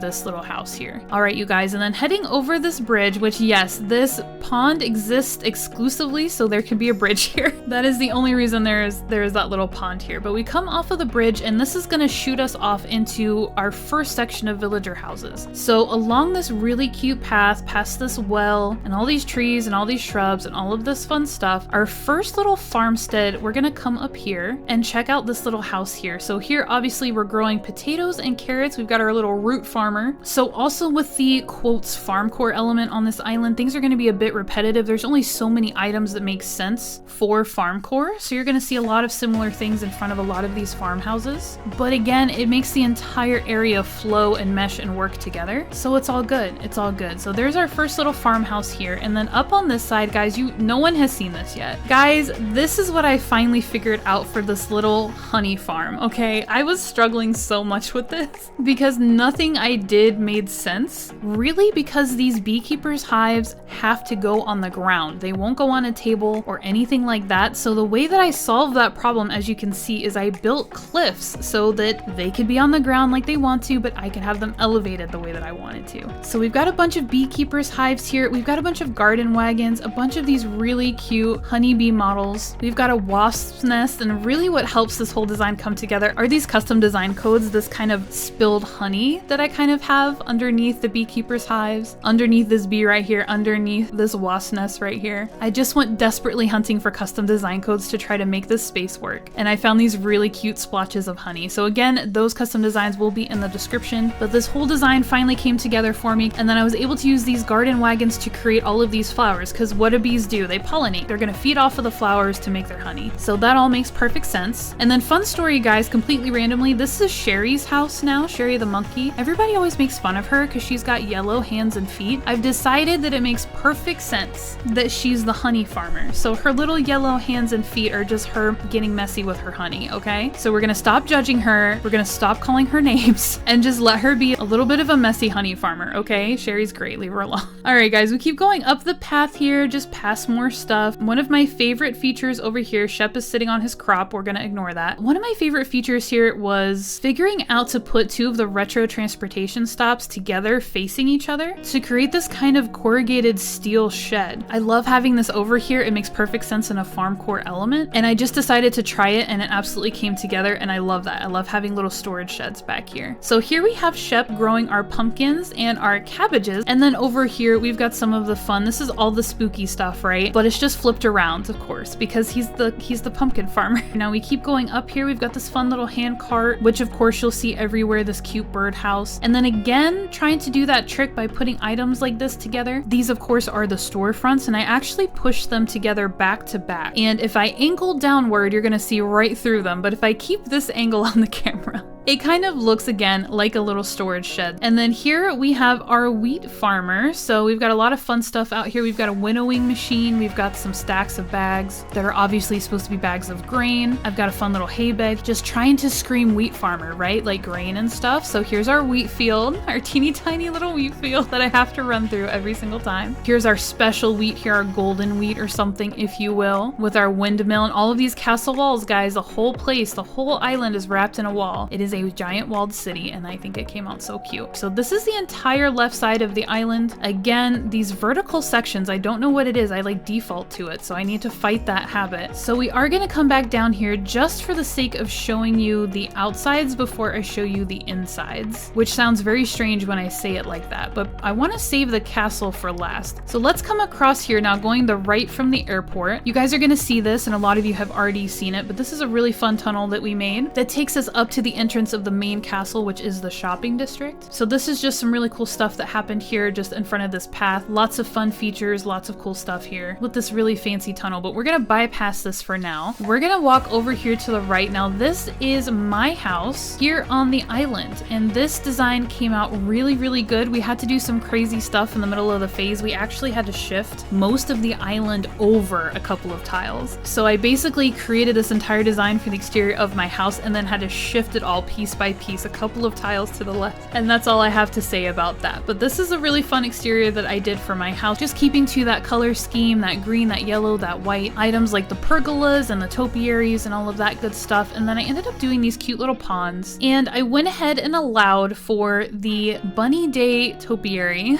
to be these little centerpieces and these little pond features in front of my house, because they are literally the color scheme. It's a green topiary with a yellow egg and a white pot, so it's fine. It's literally fine. But here is a quick glimpse of my house. We will come back here at night, of course. I have all of these street lamps and fun stuff going on, so we will come back to that. And now we are actually going to get to an area that nobody has seen. Subscribers and new people are all in this together. This was literally finished like a few hours ago. Let's cut over here to the right. So guys, this is what I ended up doing with the lower right portion of the island. I created another cool pond feature with these ruined items and a Valiant statue in the middle of the pond on a little island. And then coming up here, we've got our garden benches, so you can come up here and kind of like hang out and just appreciate the ambiance of how cool this is. It's already starting to light up a little bit because it's getting dark out. So yeah, this is the bottom right portion of the island. This is what I came up with to fill out this space. I think it came out pretty cute. I'm content. I'm content with it. I'm content. And since we're down here, we're gonna go ahead and shoot to the only beach design that I have on this island. So through this archway, underneath this pergola, we will follow this path of stone down here to the beach and over here to our little fishing hut. So this was a really fun, cute, simple design that I threw together with my subscribers in a live stream. We literally built this together with this custom design code, these wooden planks on the ground. So cute. Again, in the description, just go grab it. Over here to Captain's Pier, he's just chilling here with a lot of fun stuff. With the medieval idea, I wanted to have like a fishing hut, something on the beach, so that like fish was being freshly caught and provided to the city. So that's all that this is, and this is the only beach design. The rest of the beaches are coconut trees and custom designed stones. I have a thing for beaches. We don't need to talk about it right now. So yeah, guys, so that's it down here for the bottom right of the island. That's what's going on. I can't wait to come down here when it's actually dark. That's gonna be really cute. Let's keep going up the path here on the outside of my house. And then here, again, this is still more new stuff that nobody has seen except myself. So here we are breaking up into the next area here that are all villager houses kind of moving up the right side of the island. But here we've got this fun, simple well just kind of right here in the middle of the path. And Walt is enjoying his popsicle over here in what has become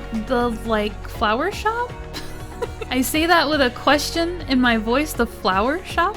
This was not an original idea. This is something that came about somewhat out of desperation. I mean, talking about modern elements, this really does scream like a modern kind of nursery store or garden center that you would go to, but guys, it's so cute, right? Just think about how cute it is. That's all that matters. That's all that matters. It is a modern Castle Core island, okay, so it's fine. This island is finished. And then going up this path some more, we're just gonna keep walking on up here. This is a new concept that I came up with here. So these are, of course, the beach balls customized to these watermelon designs, which are so cute. Literally, this is the whole crop. This is the whole crop for this farm. They just grow some watermelons. So I've got these beach balls down here. I found this really cute vine custom design code that's over the dark dirt path there, just to create kind of these vines between the watermelons, so that kind of seems a little bit more realistic that they're growing kind of out of the ground here. So there's just a cute little watermelon patch here for this farmhouse, the first one we come to the side of the castle. And then over here, guys, I decided to go ahead and do like the little mushroom farm. So we feel like we have a ton of options as far as like vegetables and things that we can grow. But when you're trying to do 10 villager houses and you need to make some sort of farm or shop for all of them, you start to find out how little you actually have. So unless I just made like one house the tomato farmer and one house the carrot farmer,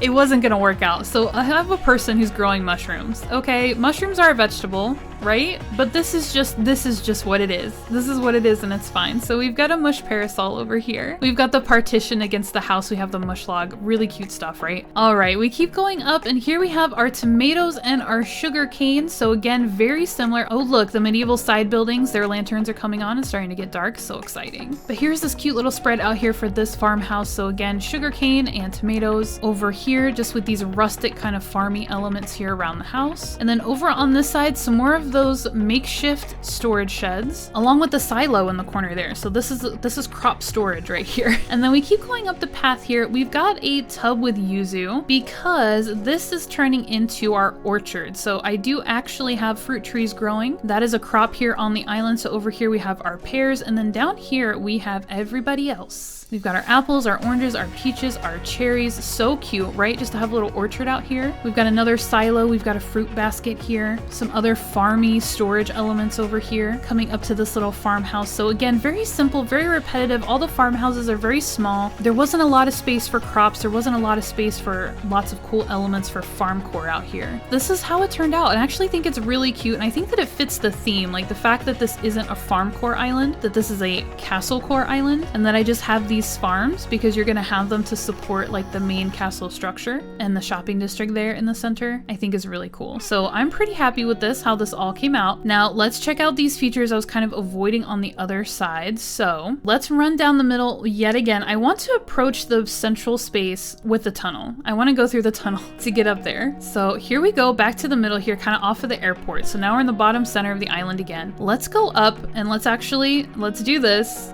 I have been shown the light that this is how you need to do these things. So here we're gonna go through our little tunnel. Our pergolas in between our castle walls here. There's a really, really cute tunnel leading up to our triple entrance here to the castle. This turned out pretty cute, you guys, I'm not gonna lie. So this was a big open space. I was having a lot of trouble with this kind of courtyard. And after I made the tunnel and shifted everything over, ended up, because of reasons we don't need to talk about in this video, ended up with 3 arches here in the middle instead of more castle walls. This is just something that happened. So I ended up putting these benches out here back to back, these topiaries, these lanterns, of course. And I actually extended, I had that this stone path that I have kind of everywhere else that's shooting under the pergola right here. That's what this courtyard was. And then I ended up extending the brick from inside the castle out here instead. And I think that made a really big difference to make this look really official, really clean, really neat, very castle. So this became kind of like a glorified little seating area right at the entrance of the castle. But before we go in there, I do want to walk through the sides here. So if we walk through these pergolas, I've had these paths back here between resident services and the main central castle. And then on the right side between my house and the main central castle, I did have paths and they were cute, but when everything got shifted over and I had to rethink what was happening here in this space, I ended up creating this kind of statue viewing area, which I really, really like, you guys. This was something I was not expecting to come up with, but I did, and I love it. So we created these little squares of brick here, put these statues on there, just have these repetitive arrangements of like trees, topiaries, lights along this path, and then across here we have these benches. So you can literally, this is like a little park, like a little statue park. You can come back here, you can hang out, appreciate some artwork in a very nicely manicured, very nicely structured space. So that is what's going on. That's kind of like the new path. Like I said, there was always a path going behind there, but this was like the new design for it. So on this side, same concept, different statues, same layout, different statues. But yeah, this is like a fun new feature that nobody else has seen either. So yeah, I love this. I think this is so cool. It's very castle, it's very regal. I like this a lot. I like it a lot. Okay, it's gonna start raining any second. Alright, so come through the tunnel, up through the center. Guys, check out, I know you're already checking them out, these simple panels with these wooden door customizations. Custom design will be in the description, don't panic. I was feeling very weird about having 3 open arches here, and something inside me told me to find a custom design code to put on simple panels, so we created some doors. I created some cool kind of castle doors, wooden with this black iron detail. This custom design is incredible. I don't know how people make these things, it's incredible, I love it. But that is a really, really fun feature that came out of this space. And then now we are inside our main castle structure. So here we have like this really cool entrance, this courtyard that you walk into, squared off with this fun fountain in the middle, and then this is going to lead us up into our main shopping district that's ahead of us here. This is our major waterfall, water features going on down here, but we have some stuff to look at before we go up these inclines. So let's head on over to the left here, following the courtyard. More garden benches, of course, everywhere. We've got some fountains on some islands over here as well. But guys, this is the final design. Once again, don't forget modern castle core. Guys, this is Tifa's gym. For those of you who are unfamiliar with my channel and my island, I have 4 resident accounts on my island. So I have Potter, Zelda, Caspian, and Tifa. They are additional accounts on my Switch, and I have them in my game so that I can do things exactly like this. I can use their player houses to make businesses on my island. So Tifa has a gym here, and we're not going to go in there and look around because this is not that video. That video is on the channel if you guys want to go see what's going on inside of the gym, or you can visit the new dream address and check it out that way too. But all of that being said, this is the gym. So this is the exterior that we are sticking with. So this is very similar to how I have laid out her exterior for the gym specifically for the last couple of islands. Because try as I might for each individual theme to make it fit the theme, like to make this a modern castle core gym, like what? What does that even mean? It's kind of impossible. It feels impossible. So what I did in the very beginning when I first made the gym was I grabbed some mountain bikes and I created a bike rack so you could ride your bike to the gym. I grabbed some of these outdoor tables. It felt very gym-esque. These items are inside of the gym as well. Busting out lockers and protein shakes and kettlebells. And then I did create for the first time, this is like a little yoga corner. We've got our little yoga mats out here on the grass. We have a humidifier, you know, outside just to make sure no one's getting too dry.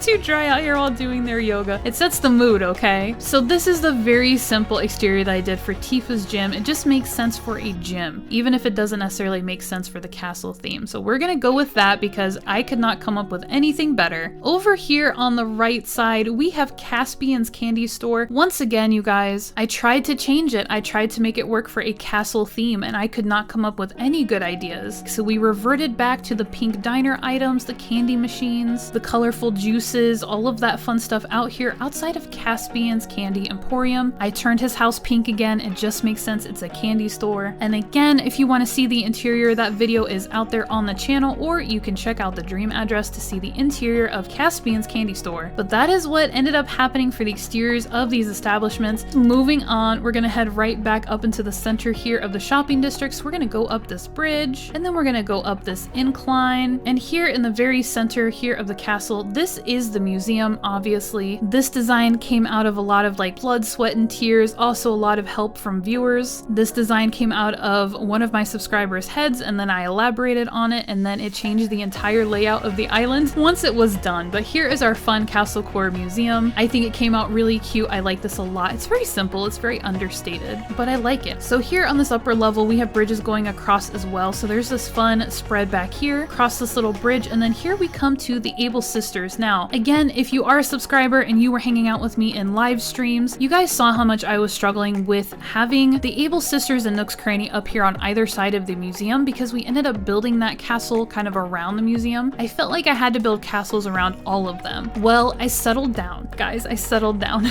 The actual castle structure almost kind of ends with this tower right here. And then I decided to just allow the Able Sisters to be what it is. Its own little standalone store. It doesn't need to be wrapped in castle walls. It's absolutely fine the way it is. And then I just filled in this empty space with another really cute pergola, and then we've got some garden benches here in the corner. So this is just a really nice kind of seating area. You can hang out here in the shopping district, just chill out while you're shopping. But yeah, it ended up being so much more simple than what I was trying to do with it before, and I feel much happier with that. And then guys, coming down here into this little walkway, past these evergreen ashes, plant partitions, Turkey Day garden stands, and anthurium plants. Guys, this is Zelda's coffee shop. So this is how the exterior, her little patio actually came together. This is not at all what I was going for. Also trying very hard to make the coffee shop a little bit more medieval. The house was white and yellow. I was using the iron garden pieces out here. So what I ended up doing completely unexpectedly was I went ahead and busted out some of the small cafe tables and then customized some director's chairs to coordinate with those. So it's black and white, very clean, very modern. It's okay, guys. Modern castle core. It's okay, I promise. And just creating these fun little tables. So over here, obviously we have some chairs and then a bench on the other side of the table. I thought that was kind of cute. And then we've got a couple of bistro style tables over here with some fun treats, some coffee plants all around here, all around the coffee shop, of course. And then we have some serving carts out here with some fun stuff. So this is Zelda's coffee shop. The interior is pre 2.0, so I try to keep people from going in there to look at it, but hey, that video is on the channel.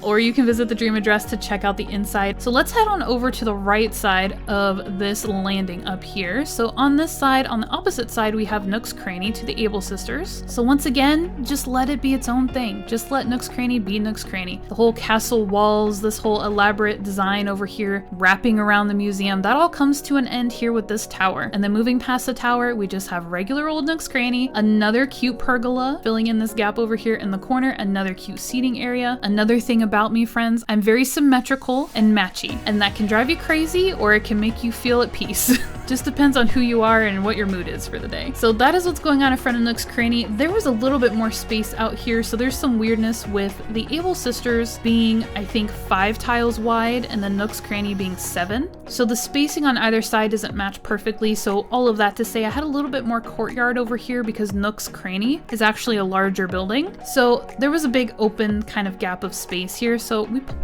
put a fountain here. We just plopped a fountain right here in the middle of the courtyard, along with another garden bench here. Just a cool spot to hang out, right?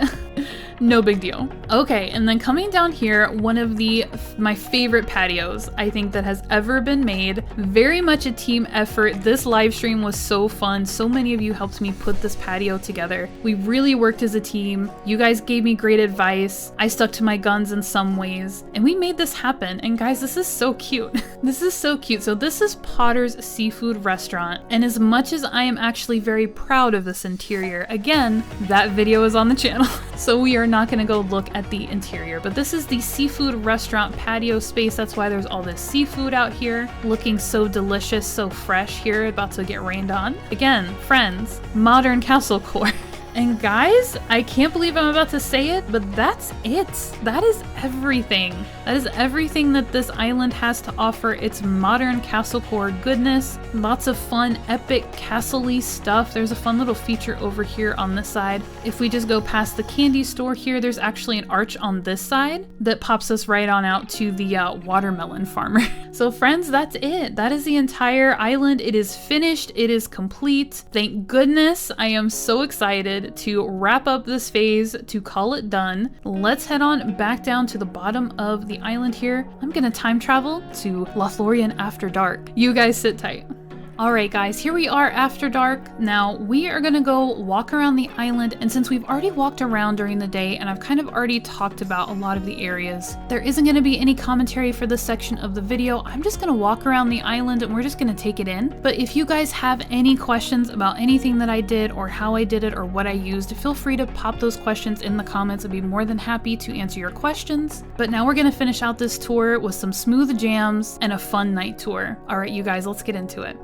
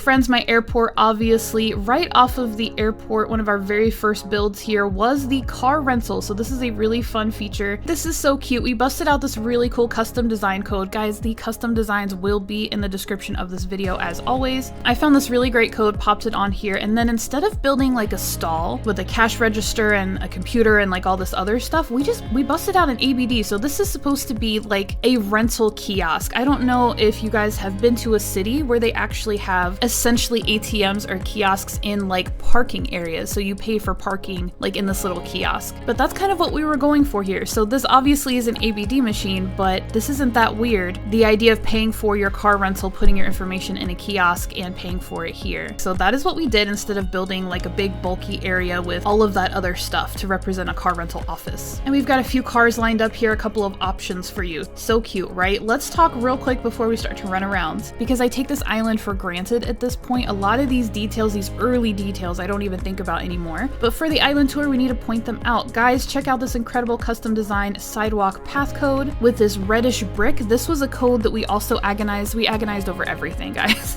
in this island. But we agonized over this code because this is a fall themed island and I wanted warm tones in it, but it also needed to be real core. So I needed a path that I felt looked realistic enough, incorporated some kind of warm tones into it to pull that fall feel everywhere you went, just to tie that in everywhere you went on the island. So this incredible brick code is what we went with. And then of course, this incredible street code. It's a complicated code, but it is definitely worth it. Look how beautiful these streets turned out. They were so much work to lay and like figure out and organize, but I think they came out so cute. I love these crosswalks with my whole heart. What I did specifically was I grabbed the crosswalk signal and set them catty corner to each other across the street and then did street lamps catty corner. So every crosswalk is laid out like this, which I think is really cute and also real core. But yeah, let's just walk up the street here. So we've got a main road here. We have parking spaces obviously right here off of that. And then just so you guys are aware too, this gray brick, this tile right here, is part of the street code. So this is not a separate code. It comes with the street. It coordinates perfectly with it. It's a great little piece. Okay, moving on.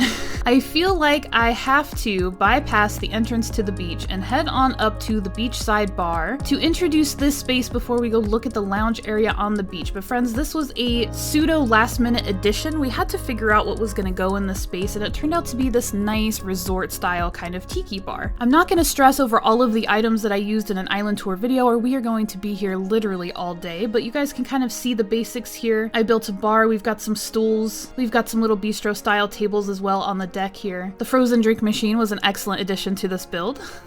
And we used some gazebos and other fun elements to make this feel very tropical, but also very like fancy. So this is the main build for the bar. Now this bar exists because this beach lounge space exists down here. So this build came out of my brain randomly one day and I thought it was so cute. I loved all of the elements. I loved all of the colors. It felt so resort. It felt so cozy. I definitely want to lounge here, like for the rest of my life. But initially this is what was built and we did not have a bar to kind of have this design makes sense. So now this design makes sense. You go to the bar, you grab some drinks, and then you can come down here on the beach and just lounge and enjoy your beverages. Like, this is so cute. I can't stand it. So that is what's going on the beach down here. Now, the only beaches for this island that have been decorated are kind of the lower left and right beaches and a little bit to the sides of them. The beaches further up from that have all been blocked off and filled in with coconut trees. And I think that's the perfect balance for me, honestly, because I'm not very good at doing beaches. Is to have these two really nice builds on just two big chunks of beach and not worry about the narrow strips and stuff. It wasn't intentional from the beginning, but I think we struck a really good balance with the beaches. All right, friends, enough about beaches for now. Check out my house exterior. How cute is this? This is a very simple layout, just fluffed it a lot with plants and trees and things like that. And then essentially customized my house to match the rattan furniture,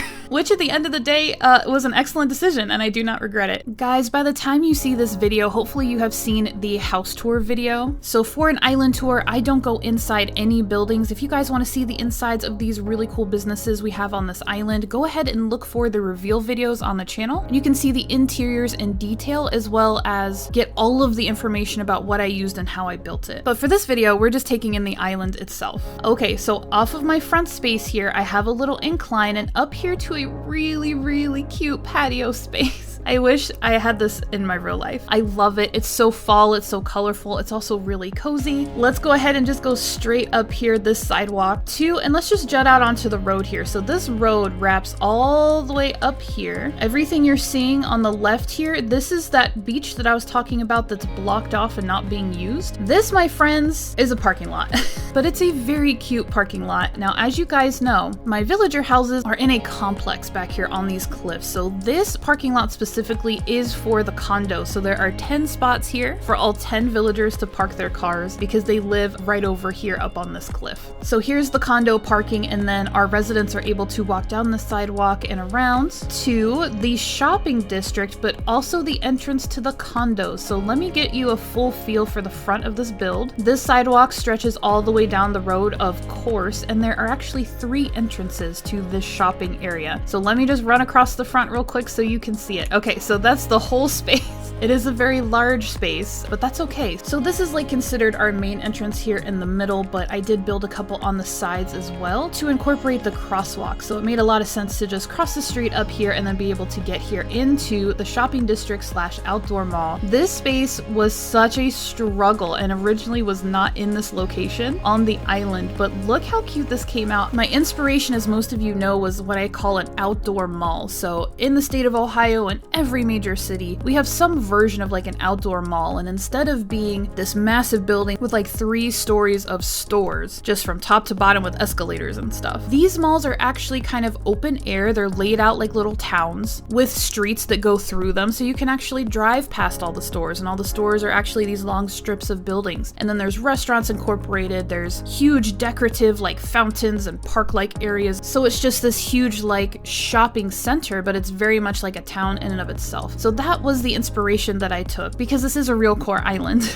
I took inspiration from a real place that I've been to and tried to kind of recreate it. So the spacing wasn't perfect, but essentially you would be able to walk in like some kind of cool courtyard. There's going to be vending machines everywhere. There's going to be seating everywhere for everybody. And then you would just be able to walk around and access the stores like from the outside, really. So this is the shopping district. We have these really fun lighted seating areas here with these bistro tables just for like casual chilling, maybe eating and stuff like that. So there's Nook's Cranny there. Again, this is something you would see in one of these outdoor malls I was talking about. You would see like a big fountain, a lot bigger than this, but a big fountain like this, kind of as a featured space there. But yeah, every place that you can go, every store, every restaurant has its own entrance off of an outside space instead of being enclosed indoors like a regular mall. So guys, here's the museum. We've seen this several times, but I never get tired of it. It is the simplest yet nicest exteriors that I've done for a museum. I think the Pink Zen Island Museum exterior takes the cake, but this being real core, this is like the nicest thing I think I could do. It's so much better than having like fossils out here. And then the statues, I usually use statues, but they wouldn't make sense in the shopping district, I don't think. So the idea of using this all came from this poster sign frame. Look at this customization of this item. It literally says pottery exhibit, and I'm like, oh perfect, I'll make a pottery exhibit in front of the museum. So this whole design, as simple as it is, came from this poster sign because I knew we had these beautiful vases in the game, and I was like, oh, I'll just customize these vases and pop them out here. So yeah, this is such a simple but very cool idea, I think, for the museum exterior. Okay, moving on.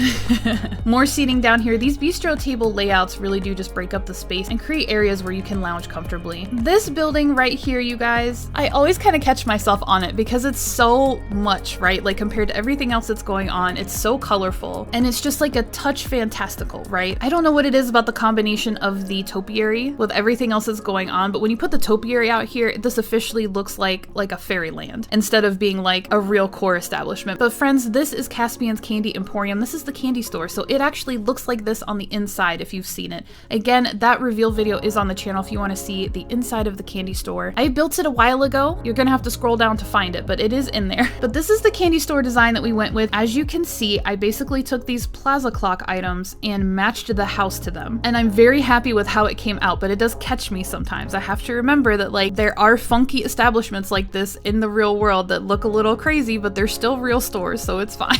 But yeah, guys, this is the candy store here, and then a couple of more details filling in the space, and then we have the Able sisters right here. So very, very simple layout. None of this is too extravagant or complicated, but the idea was real core. So like, how much stuff do I really need to put in this area to make it a functional shopping district? So that's it for the shopping district. One really fun detail is we wrapped the entire space with these hedges that have trees and the round street lamp enclosed in them. And I love this feature because it wraps all the way around. They're actually going behind, if you can see them. Yeah, they're going behind the stores here. It just separates the space from everything else that's going on. And then personally, I just think it's a really, really cute mixture of items. I love having the lights blended in with the trees like this. It's so cute. It's so charming. Do not worry. We are going to look at the island after dark at the end of this video. So we'll get to see all of those lights in action. Okay, that's our shopping district. Let's go check out these condos. So I keep passing them, but here is this entrance and then this entrance to the condos. So let's head up here and check out what's going on with the condos. So this is the final design we settled for this little courtyard in the middle that's joining all the levels and creating a little lounge area for the villagers, and Molly loves it, and that makes me so happy. So here is the entrance, if you will. Here is kind of the central point of the condos, because these are just two levels of cliff spanning very far across to accommodate all of these villager houses. So you can go up an incline either side and it's going to pop you out on the main level here. I created a barrier with these climbing walls and these jail bars just to make an upscale look for the place. You guys know I cannot have buildings that just have nothing behind them, so I had to think of something. At first it was trees, and it was just too cottagecore to have just trees back here. It also took up a lot more space. So to make this feel more city, more upscale, it made sense to create this barrier back here that incorporated some black iron, because you guys know whenever I'm trying to make something look fancy, I just add black to it. So that's what we did. So here are villager houses. As you guys can tell, these are all just matchy-matchy. They are in a complex. And I mean, all condos that I've ever seen that are in a complex look exactly the same for the most part. So real core, you can't be mad at me, it's real core. And then their patios match verbatim for the most part. The layouts are all the same, the tables are the same, but I did switch out plants. So some of these have cypress instead of scheffleras, some of these have red anthurium plants instead of white ones, and some of them have mushroom wreaths and some of them have flower wreaths. So I did alternate a couple of details just to break it up a little bit, but yeah, overall these guys all have the same stuff going on in their houses. So that is the top level, and then the bottom level is very similar. The layouts just got flipped a little bit because there's just two houses on this side and then two houses on the right side. So the direction, the flow has been switched up a little bit, but overall it is all still the same items and still the same house customization that go all the way across here. And then just lots of green, like lots of fun green elements just to make this look very manicured. Hello, fauna. So yeah, guys, these are the condos. They're not, again, this island is not super elaborate. Like, it's funny how many details and how much thought went into it when the actual designs end up being pretty simple. But again, this is what a real core island gets you.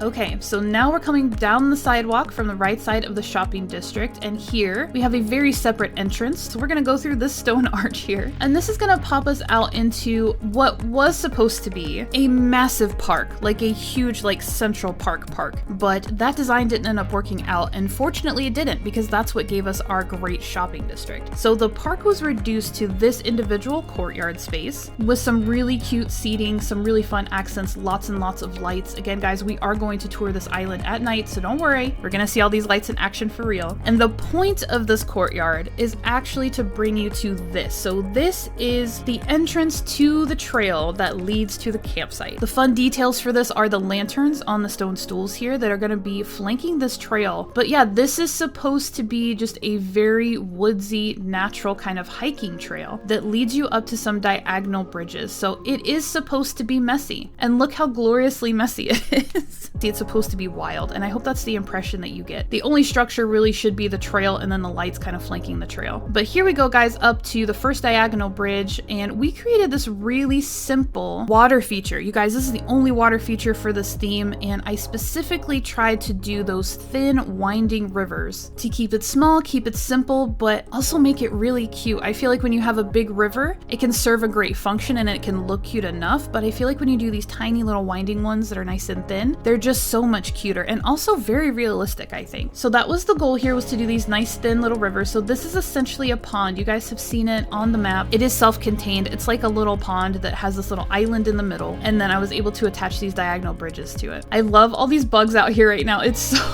so perfect. And then you keep going across your drawbridge here and then up to this campsite. So talk about simple. Actually, let's say this. Talk about struggle and talk about simple. This campsite is immensely simple, but again, the trail itself was kind of the point for this design. So it was hard for me to focus on the campsite itself and come up with anything really magnificent. So we just stuck with something simple, something real core. Again, the real core theme, simplicity is the key, is actually the key to making this theme work. So yeah, come up here. We've got our outdoor kitchen with a little picnic set on there. That's very campsite, right? So you do have a cook stove out here, super fun. More lanterns and all of that good stuff. And then we have the outdoor table and benches, along with a utility cart over there in the corner holding all of our supplies. And then another little kind of packed lunch situation here. So you've got a place to sit and eat, you've got a place to cook, you've got a place to sleep here on the platform for the tent. And then I did leave a wooden storage shed back here. You can think of it as an outhouse, you can think of it as a storage shed.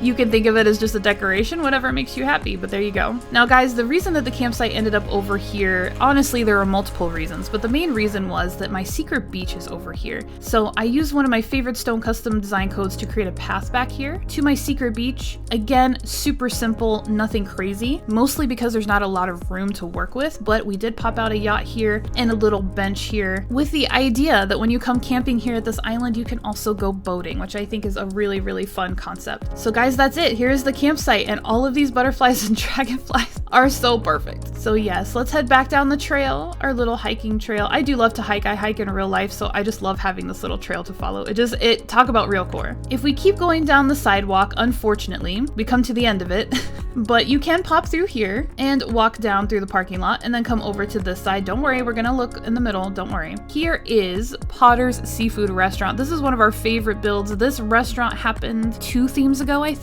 So it's kind of old, but it's also really cool. Again, if you want to see the inside, there is a video for the seafood restaurant reveal. Go find it.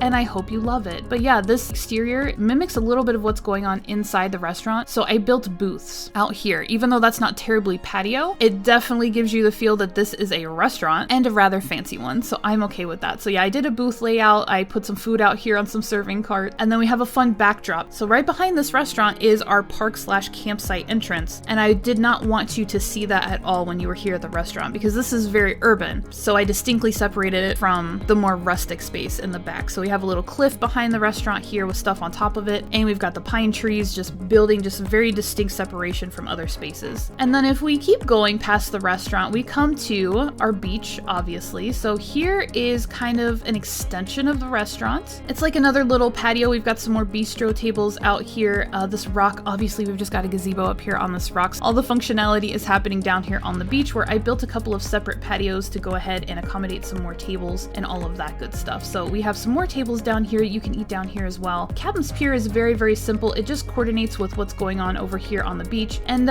he seems okay with it, so we just kept it like this. Now let's check out our other really, really fun beach build. Again, you guys, I just did 2 kind of big builds for these bottom beaches and then left the rest of the beaches to themselves, but this is a really fun little surfboard rental, surf shop, whatever you want to call it, design. So this was really, really fun to build. It's very green, it's very tropical, it's very obvious what it's here for, right? Rental, stall, cash register, it's pretty obvious.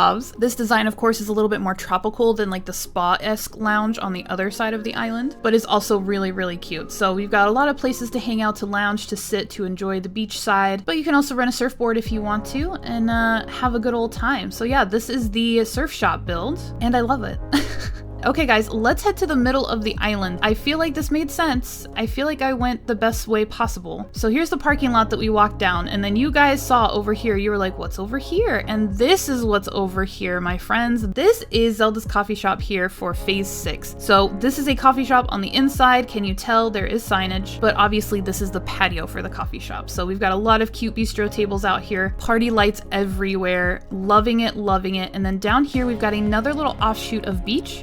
with an additional patio, an additional table, so you could come down here and enjoy your coffee beachside if you want to. So yeah, this is the coffee shop build. It came out so good. I made this very early in the process and I have loved it since the moment I put this patio together. I've just loved it. So this is so cute. I adore this. This is so great. You can keep walking this way and come up here, and we've just got some space fillers over here. We've got some more vending machines and a pergola. The space just needed to be filled out because we have this big square open space here for our hotel, and we love our hotel for phase 6 of Creature Crossing. I'm obsessed with this. I'm concerned that this super modern upscale hotel is going to follow us through every theme to come, no matter how much it clashes, because I love it so much. Guys, the inside of this hotel is really cool. Again, if you want to see it, look for that video on the channel. It's very recent. It should be easy to find. It's definitely worth a look. It's really cool in there. So yeah, guys, that is the hotel. And with the hotel, we can come back to the center of the island to resident services, kind of where we started off. So here we are right in the middle of the island. Resident services, of course, we're always limited with what we can do with it. I just wrapped it with fencing and benches and flowers and shrubs just to blend it in, make it kind of park-like, make it kind of town core. So with that, my friends, we are right back down where we started at the airport. So that is the whole island. I think that circuit made sense from left to right all the way around and then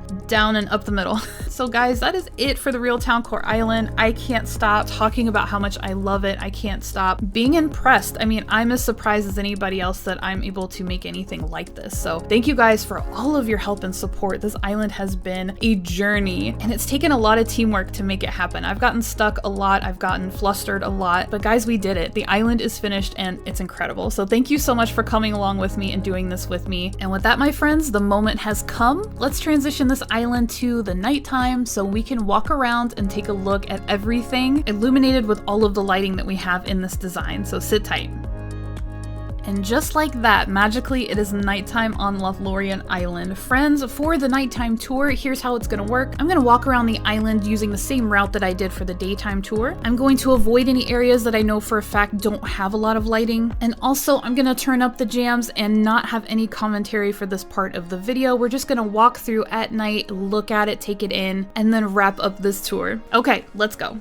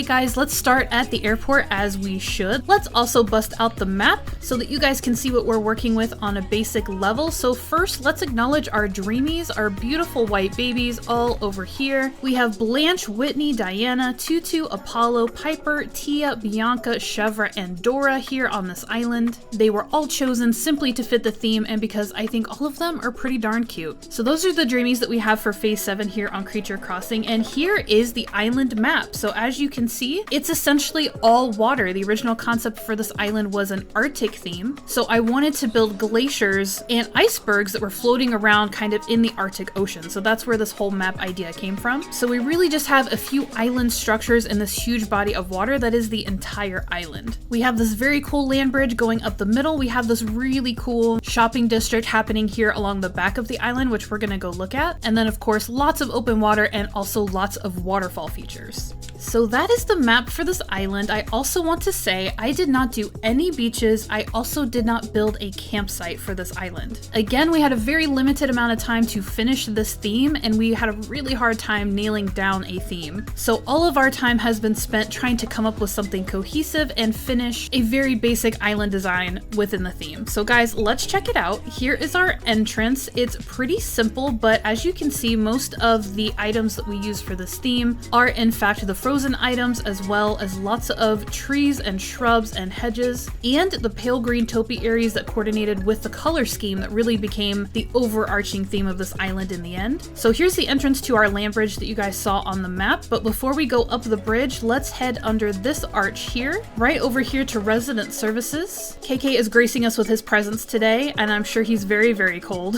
But check out the very simple layout we have. So these islands, I called them villager islands because all of my villager homes are on these islands. They are entirely squared off so that I could use fencing along the entire perimeter. So we have all of these hedges with all of these corner frozen pillars. Here we have some seating areas with some garden benches, some log stakes, cube lights, all of that good stuff. Everything that you see on this island is going to be very repetitive. I used very specific items over and over and over again to make this island cute and to make it coordinate with itself across the theme. Here is a fun little central waterfall feature that I did on the left villager island, just to fill in some space here in the middle and continue that theme of waterfalls while giving that impression of maybe melting glaciers that kind of kicked off this theme to begin with. So there's our super cute waterfall, and then if we come around the sides here, we can see what is essentially the neighborhood, but all of the villager houses that ended up getting pushed to the back of these little islands, these little land masses. So these are all of our dreamies in this very, very cute layout with these adorable house customizations that again coordinate with that whole idea of this color that's really taken over the theme for this island. So the houses are coordinating beautifully, all of the greenery is coordinating beautifully, little accents like these lanterns and these glowing moss wreaths on the door all coordinating really, really nice, all within the same color scheme,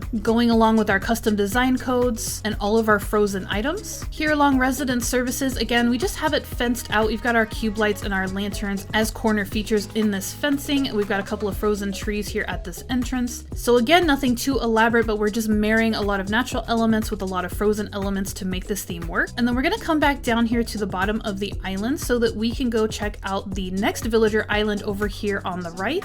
Very similar layout to what was going on before, but this island features my house instead of resident services. So here's this really cute fencing along with these log stakes, cube lights, and lanterns that I ended up adding to make a little arrangement here in front of the fencing. My house, of course, has been coordinated to match the others here on the island. I love these home exterior designs. I think they're adorable and I can't believe how well they coordinate with the island. I've got lots of fun items layered back here on either side of the house. We've got some topiaries, some log stakes, shrubs, flowers, frozen trees, of course. And then recently I added some seating areas, just duplicated on both sides with the long log sofa. We've got some log benches and the log stools on either side. Just threw some candles out there. I needed to establish a little more something in the space in front of my house, so I just decided to build these cute little seating areas off either side. Another thing I did not do on this island was any home interiors. So everything you guys are gonna see in this tour is on the exterior of the island and within this adorable theme. So if we keep going along here, instead of our waterfall feature on the other side, I built a little skating rink. I think this is so cute. It turned out really, really well. It's the perfect size to fill in the space here in the middle of this villager island, and I just think it came out really cute. I don't ice skate, but if I did, I would want to ice skate here. Along the bottom of this island, we have those same seating areas that we saw on the other side, with just these really cute arrangements of elements here to make those super cute. We can walk along the outside of this island. And friends, you've probably noticed this is just a fun little feature we came up with for this island. Upon discovering these amazing custom design codes for this kind of icy flower pattern, I decided to plop a floor light in the middle of it, and then we made all of these little stepping stones that kind of wrap all the way around the central islands here, so you can just see them in your peripherals while you're walking around the island, which is exactly what they're supposed to do. They're supposed to be a fun little accent for this island design. Here we have very similar, let's be honest, completely identical villager house layout and design. It is so cute. I like it so much. I love this combination of items around these houses, using the decayed trees, the log stakes, the hedges, the lanterns. All of this stuff just works so beautifully together. I really do love how these came out. And here's the end of our villager island on this side. So let's go back down just one more time, and then we'll go right up the middle of the island. All right, guys, here we are back at the base of the central land bridge, which is kind of a big feature for this island. So if we just walk right up this bridge, we are going to see frozen pillars with cube lights on top of them, the hedges that are everywhere else, and our little decorative islands on either side. This is such a cute little walkway leading up to kind of the central landing point. And this, I absolutely love how this came out. The combination of the natural elements with the frozen items actually works really well, shockingly enough. This whole design just works together to be adorable, and I really love it. So these are those diagonal bridges that we've been seeing on the villager islands. That way you can access the islands from the central landing as well. But if we keep going up this land bridge to the second landing, also adorable, we come to two more diagonal bridges with this huge waterfall centerpiece here actually coming down from the museum on that very top level, and then the shopping district on the second level. So again, in the conception of this island, I was going to have these cliffs back here representing glaciers, and then have all this water pouring off as if these glaciers were melting into the Arctic Ocean. So that is where this design came from originally, and then I just kept it and we worked around it because I do think it looks pretty amazing.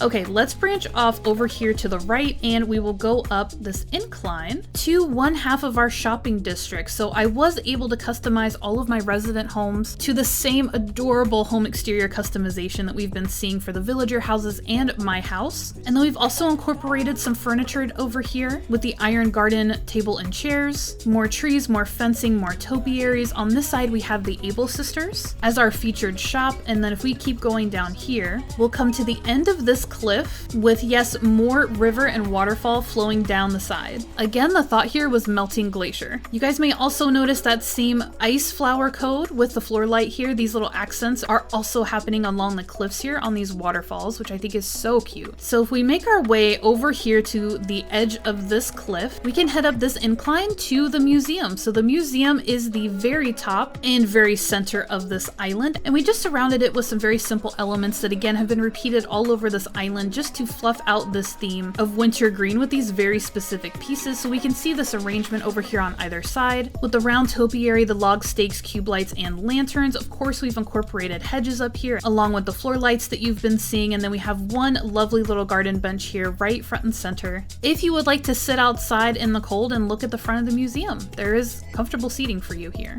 Down a matching incline on this side, we come to the other half of the shopping district, which is going to share all of the same elements as the other side, but is going to play host to Nook's Cranny instead of the Able sisters. So we have Nook's Cranny on this side, but those same tables and chairs, the same tree arrangements with the cube lights, the same resident home exteriors looking so cute, coordinating so well, and then the same waterfalls and rivers coming off of that very top back cliff all the way down here, just to make a melting glacier, Arctic Ocean, natural icy feel. And friends, we are right back where we started. We've done a full circuit. It is a very small island because most of it is water, and as you guys know, again, if you've been catching the live streams, that was my grand plan from the beginning, to make this an easier theme to do because of our limited time. I went ahead and just built a whole lot of water to fill in a lot of the square footage that needed to be accounted for a complete island theme. So guys, that's really it for this tour. That is all this island has to offer. Again, it was a get it done island so that we had a completed winter theme for phase 7. But again, despite being very simple and very quick, I do think it came out really cute. But to be honest, this island really shines, no pun intended, after dark. So let's transition to the nighttime so I can give you guys a quick tour around the island at night, and you can see just how illuminated all of these really cute areas are. And just like that, here we are at nighttime on Lothlorien Island for Phase 7, the Wintergreen Island theme. And guys, as usual, I am just gonna walk around the island with some chill jams in the background. Since we've already walked around and talked about what's happening on the island, this is just a quick circuit for us to check everything out after dark. So sit back, relax, and enjoy.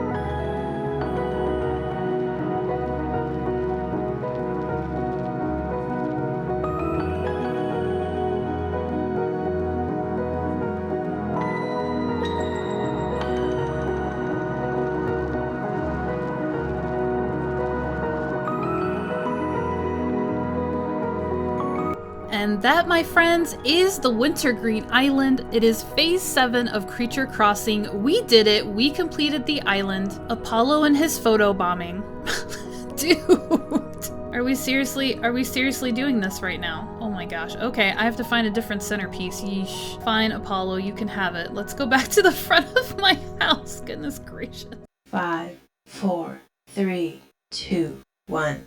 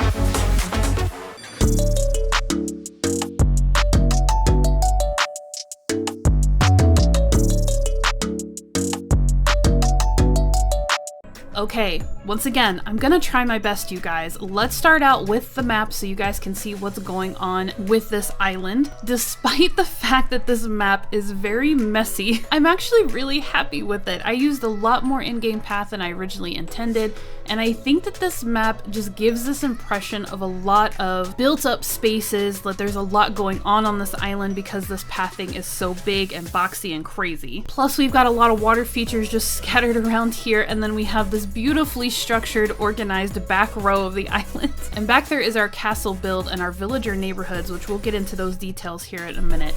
But here is the map. I think it looks pretty cool, again, despite being kind of messy and a little weird. And also, here are our dreamies for this island. I'm so thrilled that we were able to get all of them.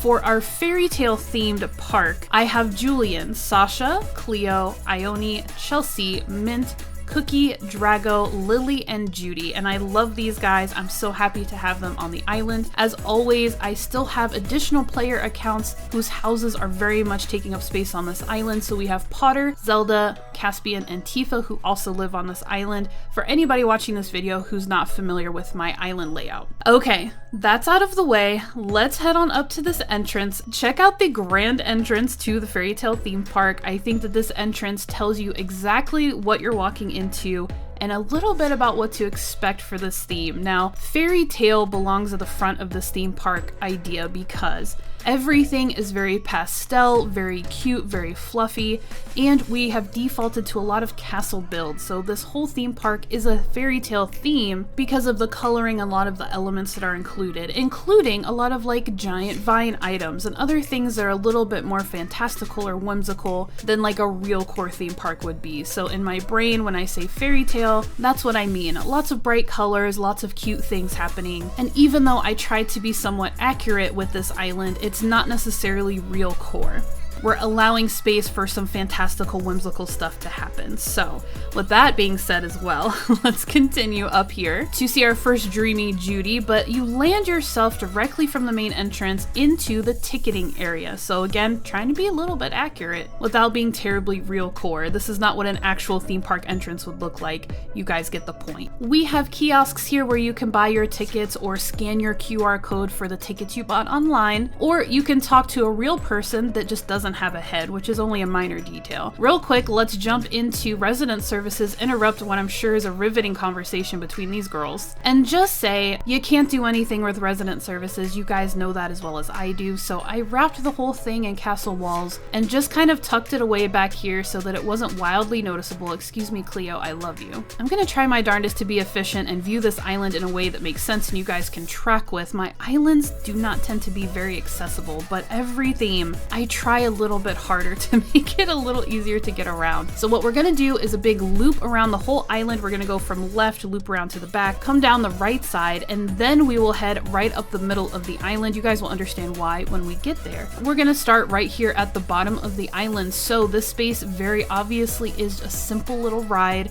We've got a merry-go-round down here with a couple of benches for seating. Bring the kiddos down here, let them jump on a pony, having the time of their life, while you sit here and think about your life choices. This little area is obviously a space filler, but I do think it came out pretty cute for just being a little afterthought here on the bottom of the island. Okay, moving on, let's head over to the left yet again, and guys, I'm very excited to show this build to you. This is my mermaid water park build, and I am so happy with it. Coming to the main entrance here, you actually come into like a little landing area. We've got some tables and chairs for you to come kind of sit down, collect yourself, and handle everything you need to handle. Because you're coming to the water park, you're gonna need to change your clothes probably. You're gonna need to use these lockers to put away all of your items so you're not carrying them into the pool with you. You can come over here, get rinsed off, grab a towel, whatever you need to do to prepare. And just in case you got hungry along the way, we have a snack machine and a couple of drink machines here. So this is just a little staging area for you to prepare yourself to enter the water park and have the time of your life. I do want to do a small circuit here and point out the fact that we do have some cool stuff going on the beaches. We actually have some flamingos that have taken up residence on the beaches around the theme park. We are very happy to have them here, and as far as I understand it, they are living their best lives. So through another arched entryway, we come to the main pool space of this water park. This is the big pool. This is where everybody is going to hang out.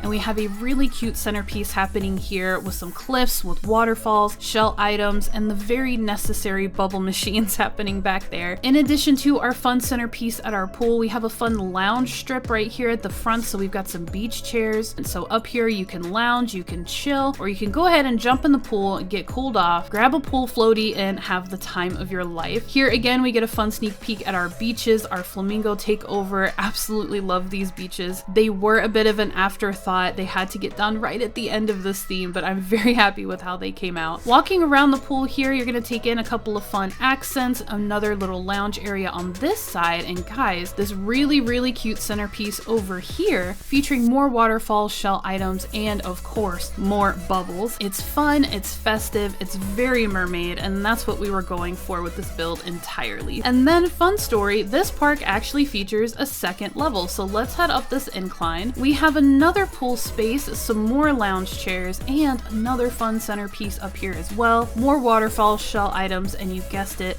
bubbles. This is just an extra pool space up here, obviously a lot smaller, a bit more intimate, a bit more cozy, and we got to incorporate the actual pool item from the game into this build up here. It matches incredibly with this custom design that we're using for the pool, and I will be posting all of the custom designs that I used in the description of this video. So if you want to grab this amazing pink tile, if you want to grab this incredible pool code, or anything else that you come across while we look at this island, again, it will be in the description. Okay friends, with that is the whole water park. Now let's head back down. We're gonna pop over to where Cleo is right now and keep checking out what's going on in this theme park. So let's exit the water park and let's head up this really fun path further up here into the park. So very cute, very restricted pathway coming up here. Small detail here. Sasha, really, this is not the time. Thank you for the balloon hat. I won this in a giveaway, but I already had one, and the bugs living in my floor said you might like it, so here you go. The bugs are usually right. Well, we'll go ahead and bust out this balloon hat. I guess it's destiny. It is a theme park after all. Oh my gosh.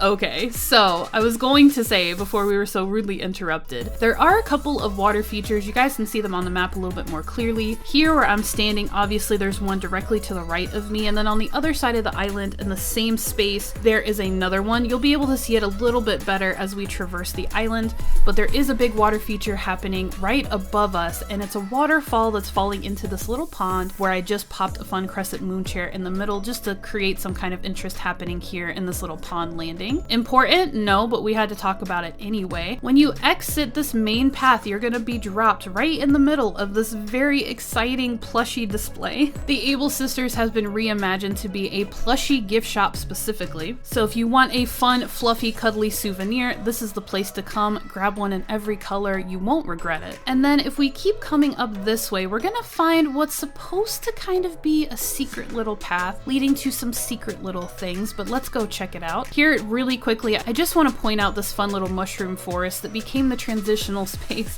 from the back of the theme park to this area. This area being this villager neighborhood, very much themed, very much fun. Excuse me, Chelsea. Let me come up here so you guys can get a good look at it. The thought behind these villager neighborhoods was that all of my villagers are actually staff for the theme park, and so we needed some staff housing for them to live at, close to the park, but also separate from the park, so they had some of their own space. However, the idea of a theme and it being a theme park meant that we definitely had to come up with themes for these neighborhoods, and that's what we did. So this one here is a very obvious red, white mushroom theme, very cute, very cozy. I love it. These house customizations are perfect. All these little accessory items are so charming and so cute. I absolutely love it. So we have half of our villagers living over here, including Miss Chelsea, who enjoys her donuts, and I just keep them kind of in the back, a little bit separate from all the chaos going on at the park, but also very close at hand if needed. So that's what's going on this entire left side of this island. Let's begin our loop around. So we'll go through another arched gateway and come into this very colorful courtyard, which you cannot see through that giant egg. Okay, let's try again. A very colorful courtyard. This arch is actually part of a complete castle build, and we're gonna pop in there in just a second, but I want to take a minute to point out this popcorn stand, which was a lot of fun to put together. This courtyard is supposed to be a very formal entrance to our castle build, but we definitely needed to fill in the corners with some fun things, and what else do you have at theme parks but a whole lot of places to grab overpriced snacks. So here you can get your very expensive popcorn before you walk into the chaos that is officially our castle arcade build. Here it is. I absolutely love it. I think it came out so cute. I'm such a fan of this build, which features a whole lot of arcade games and other things you would find in an arcade within a massive castle structure. So this was so much fun to put together. We had to figure it out. I mentioned at the beginning of this video that we went through several phases with this theme, and it was not a theme park to begin with, but we had a castle build back here for what we were originally trying to do. The whole thing had to get reimagined, rebuilt, recustomized. All of these castle items had to be changed so that we could come up with this really fun, colorful, festive build and stick an arcade in it. So that's what we did, and I'm very, very happy with it. Here is the first of our resident houses, which is what I like to call my additional player accounts. Again, the interiors have not been done to this theme, so we're not going to go inside anywhere, but having these houses tucked into the castle build just gives a little bit of substance to the castle, so it's not just a bunch of empty walls. There are houses in here trying to blend into the build and just fill out the space better. So we can go up another level, and here we're actually going to come to the entrance of our museum, also tucked into the castle build. As you can see, we used a lot of greenery, lots of plants,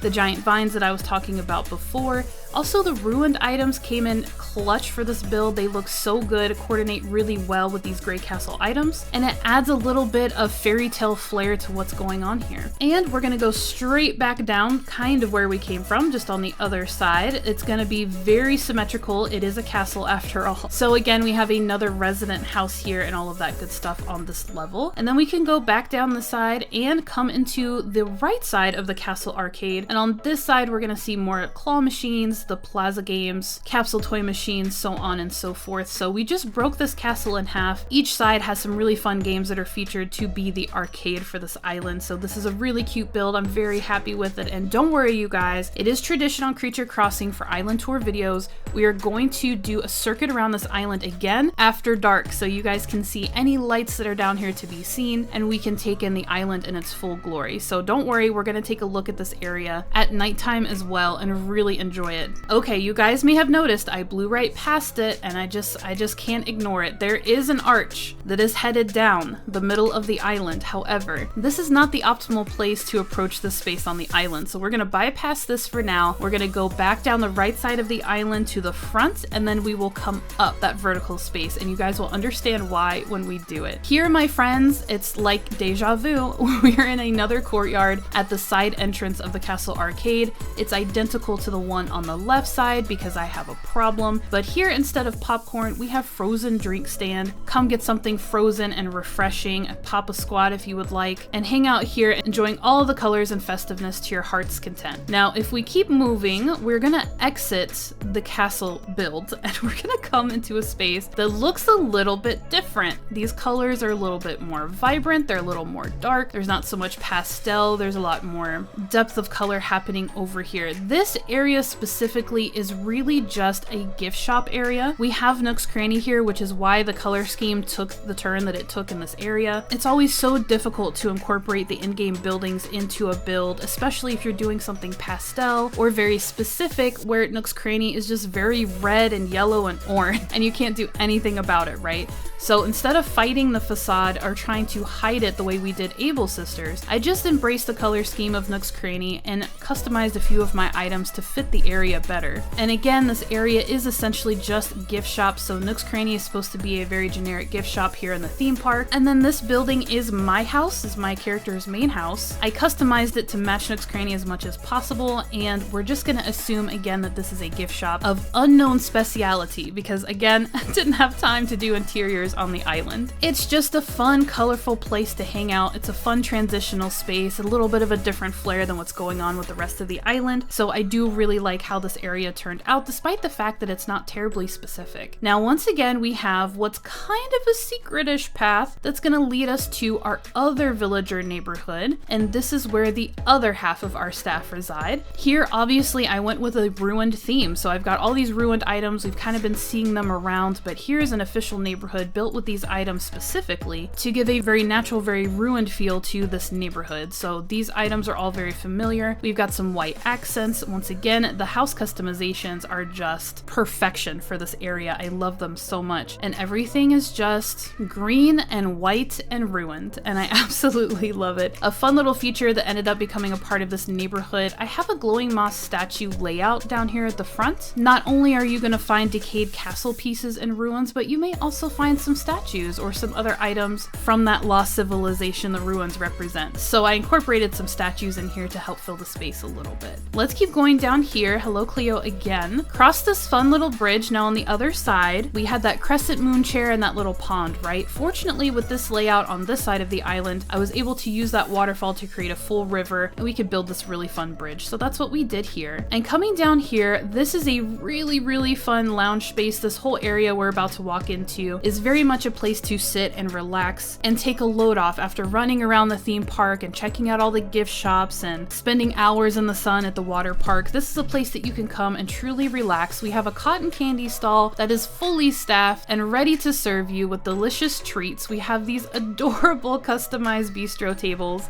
which feature one of Sable's patterns. So what you're seeing on the bistro table awning and the chair canvas is actually one of Sable's patterns. It's not a custom design code. Go find it. It's adorable. I'm obsessed with it. Further down here, a little bit past our cotton candy stall, we do have a fun merry-go-round. Once again, just the perfect little space filler, just a little ride, a little attraction that you can have that's kind of low-key and casual while you are still just trying to chill, right? It's a very restful area. There's so many chairs over here. I love this part of the island. I think it's so cute. The colors get me. This pattern from Sable just is my whole heart right now. If we come further down this way, we're gonna see, you guessed it, more seating, because listen, theme parks in the sunshine, they can really wear you out. I wanted to make sure you had a place to rest. It was very important to me. me. What else was important to me is the attraction that we have behind me right now. I can't believe we actually managed to make this a reality, but friends, let's walk through this entrance, let's turn in our tickets, and let's board the Dragon's Lair roller coaster. This is so fun. Let me get you guys the best vantage point of this build.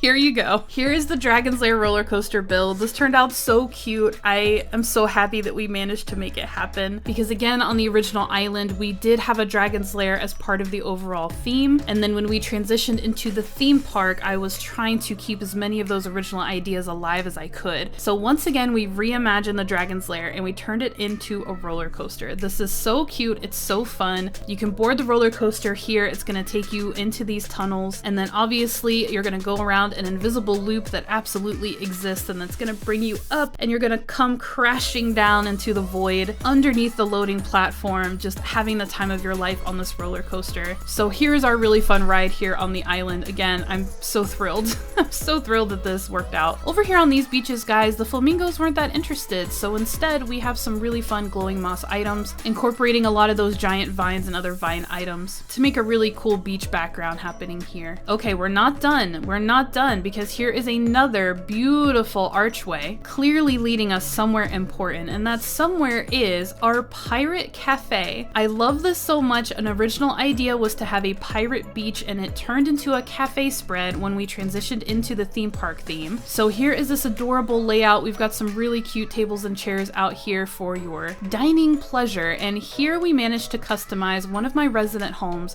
so perfectly to match this theme. I'm so thrilled with this house customization. That gives us a very solid building to represent the cafe. So you can grab your food inside and then you can eat it out here amongst all of this pirate goodness on this beautiful plank custom design code on the beach. Absolutely exposed to the open water, which is extremely safe. So that is our first cafe feature of this island. You might have noticed that I've crossed this train track a few times. Let's head on over to the left and see where our loop takes us. And it takes us to a beautiful layout on this land bridge. Guys, this is the big water feature. You can kind of see it behind the teacup ride. This is such a beautiful spread. I'm so happy with this. This little island in this pond where we could put the teacup ride as a main feature and have this really cute bridge to walk across just seeing that. Hello, Ione, excuse me. And here, my friends, we come to our second and last cafe build on this island. This is another one of my players' houses, customized to be an ice cream shop. And I wish with my whole heart, again, we could have done the interior, but we ran out of time and I also ran out of energy to do anything with the inside of this house. But we did customize the outside. We added the storefronts just to make this really cute little ice cream cottage featuring a full patio with ice cream on the tables and adorable soft serve lamp. So this, again, the ice cream shop for the theme park. Let's keep walking down here through another arched opening. Really loving using these arches to define so many individual spaces in the theme park. And here, my friends, we have our train station.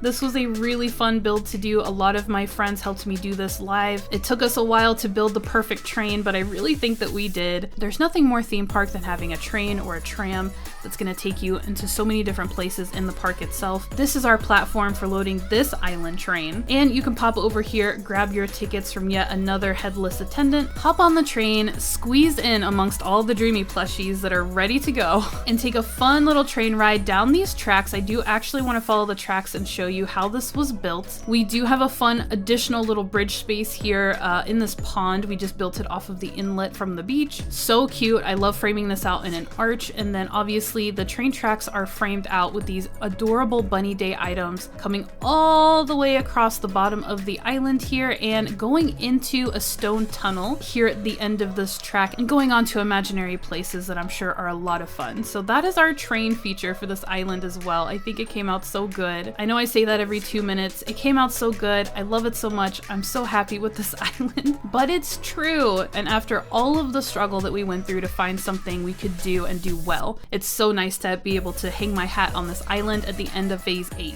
Okay guys, we are finally at the last wonderful portion of this island. What I'm about to show you is the cherry on top, and honestly the backbone of this island theme. So let's head up our rainbow pathway. Loving this planking. The code will be in the description, don't panic. Up here to one level of cliff. Let's take as close a look at this water feature as I can show you. Again, bunny day items, and then we do have the park fountain there in the center. I wish you could see those a little bit better, but it's gonna be okay. And here up to this top level, friends, this is the build that started it all. This is the rainbow bridge, and I love it with all of my heart. I love how scenic it is, so colorful, so fun, so festive, and it leads us to the castle arcade. Here is that archway that I told you guys we would come back to. So here is our museum yet again within the castle, and this is the rainbow bridge that leads you there. I am obsessed with this build. I love this so much. It's gonna break my heart to flatten it so that we can start the summer theme, but it has to be done. Guys, take it in. This is the grand finale of this island. I love it. I'm obsessed. I can't get enough of it. The rainbow bridge just brought everything together and makes everything okay. And with that, you guys, we have toured the entire island since we're not doing any interior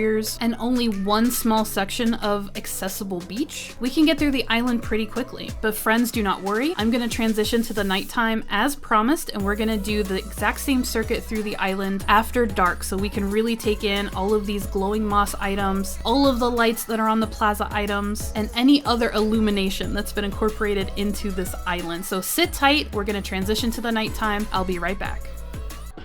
Okay friends, magically it is after dark here on the Fairy Tale Theme Park Island, so we are going to do, again, the same circuit that we just did, but when we look at the island after dark, I just turn up the jams and I just take a walk, and you guys just come with me to look at everything. We've already commented on all the spaces and everything that's in there, so there's no need for me to go through and commentate yet again. So welcome to the chill portion of the island tour video. One disclaimer for this portion of the video though is it is incredibly difficult to control your character to walk very slowly without occasionally speeding up or slowing down, or speeding up or slowing down. So I try to walk kind of slow through areas that do have a lot of lights, but bear with the pacing because it's really hard to control your character. So that's the disclaimer for this portion.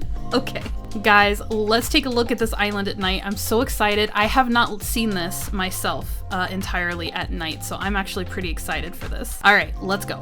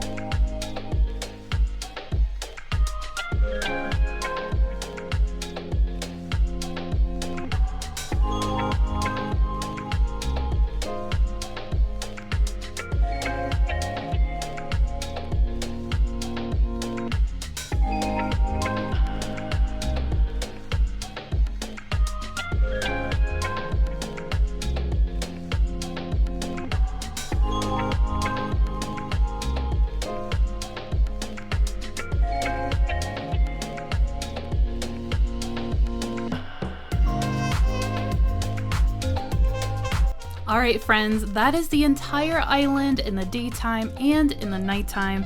Thank you everybody who's been hanging out in my live streams, helping me build this island, helping me transition from my original idea to the new idea, and then helping the new idea become a reality. I love this island. I think it came out great. I'm very, very happy with it, and I feel that I can hang my hat on this one, and we can confidently move on to the summer theme, which has yet to be announced. 5, 4, 3, 2, 1.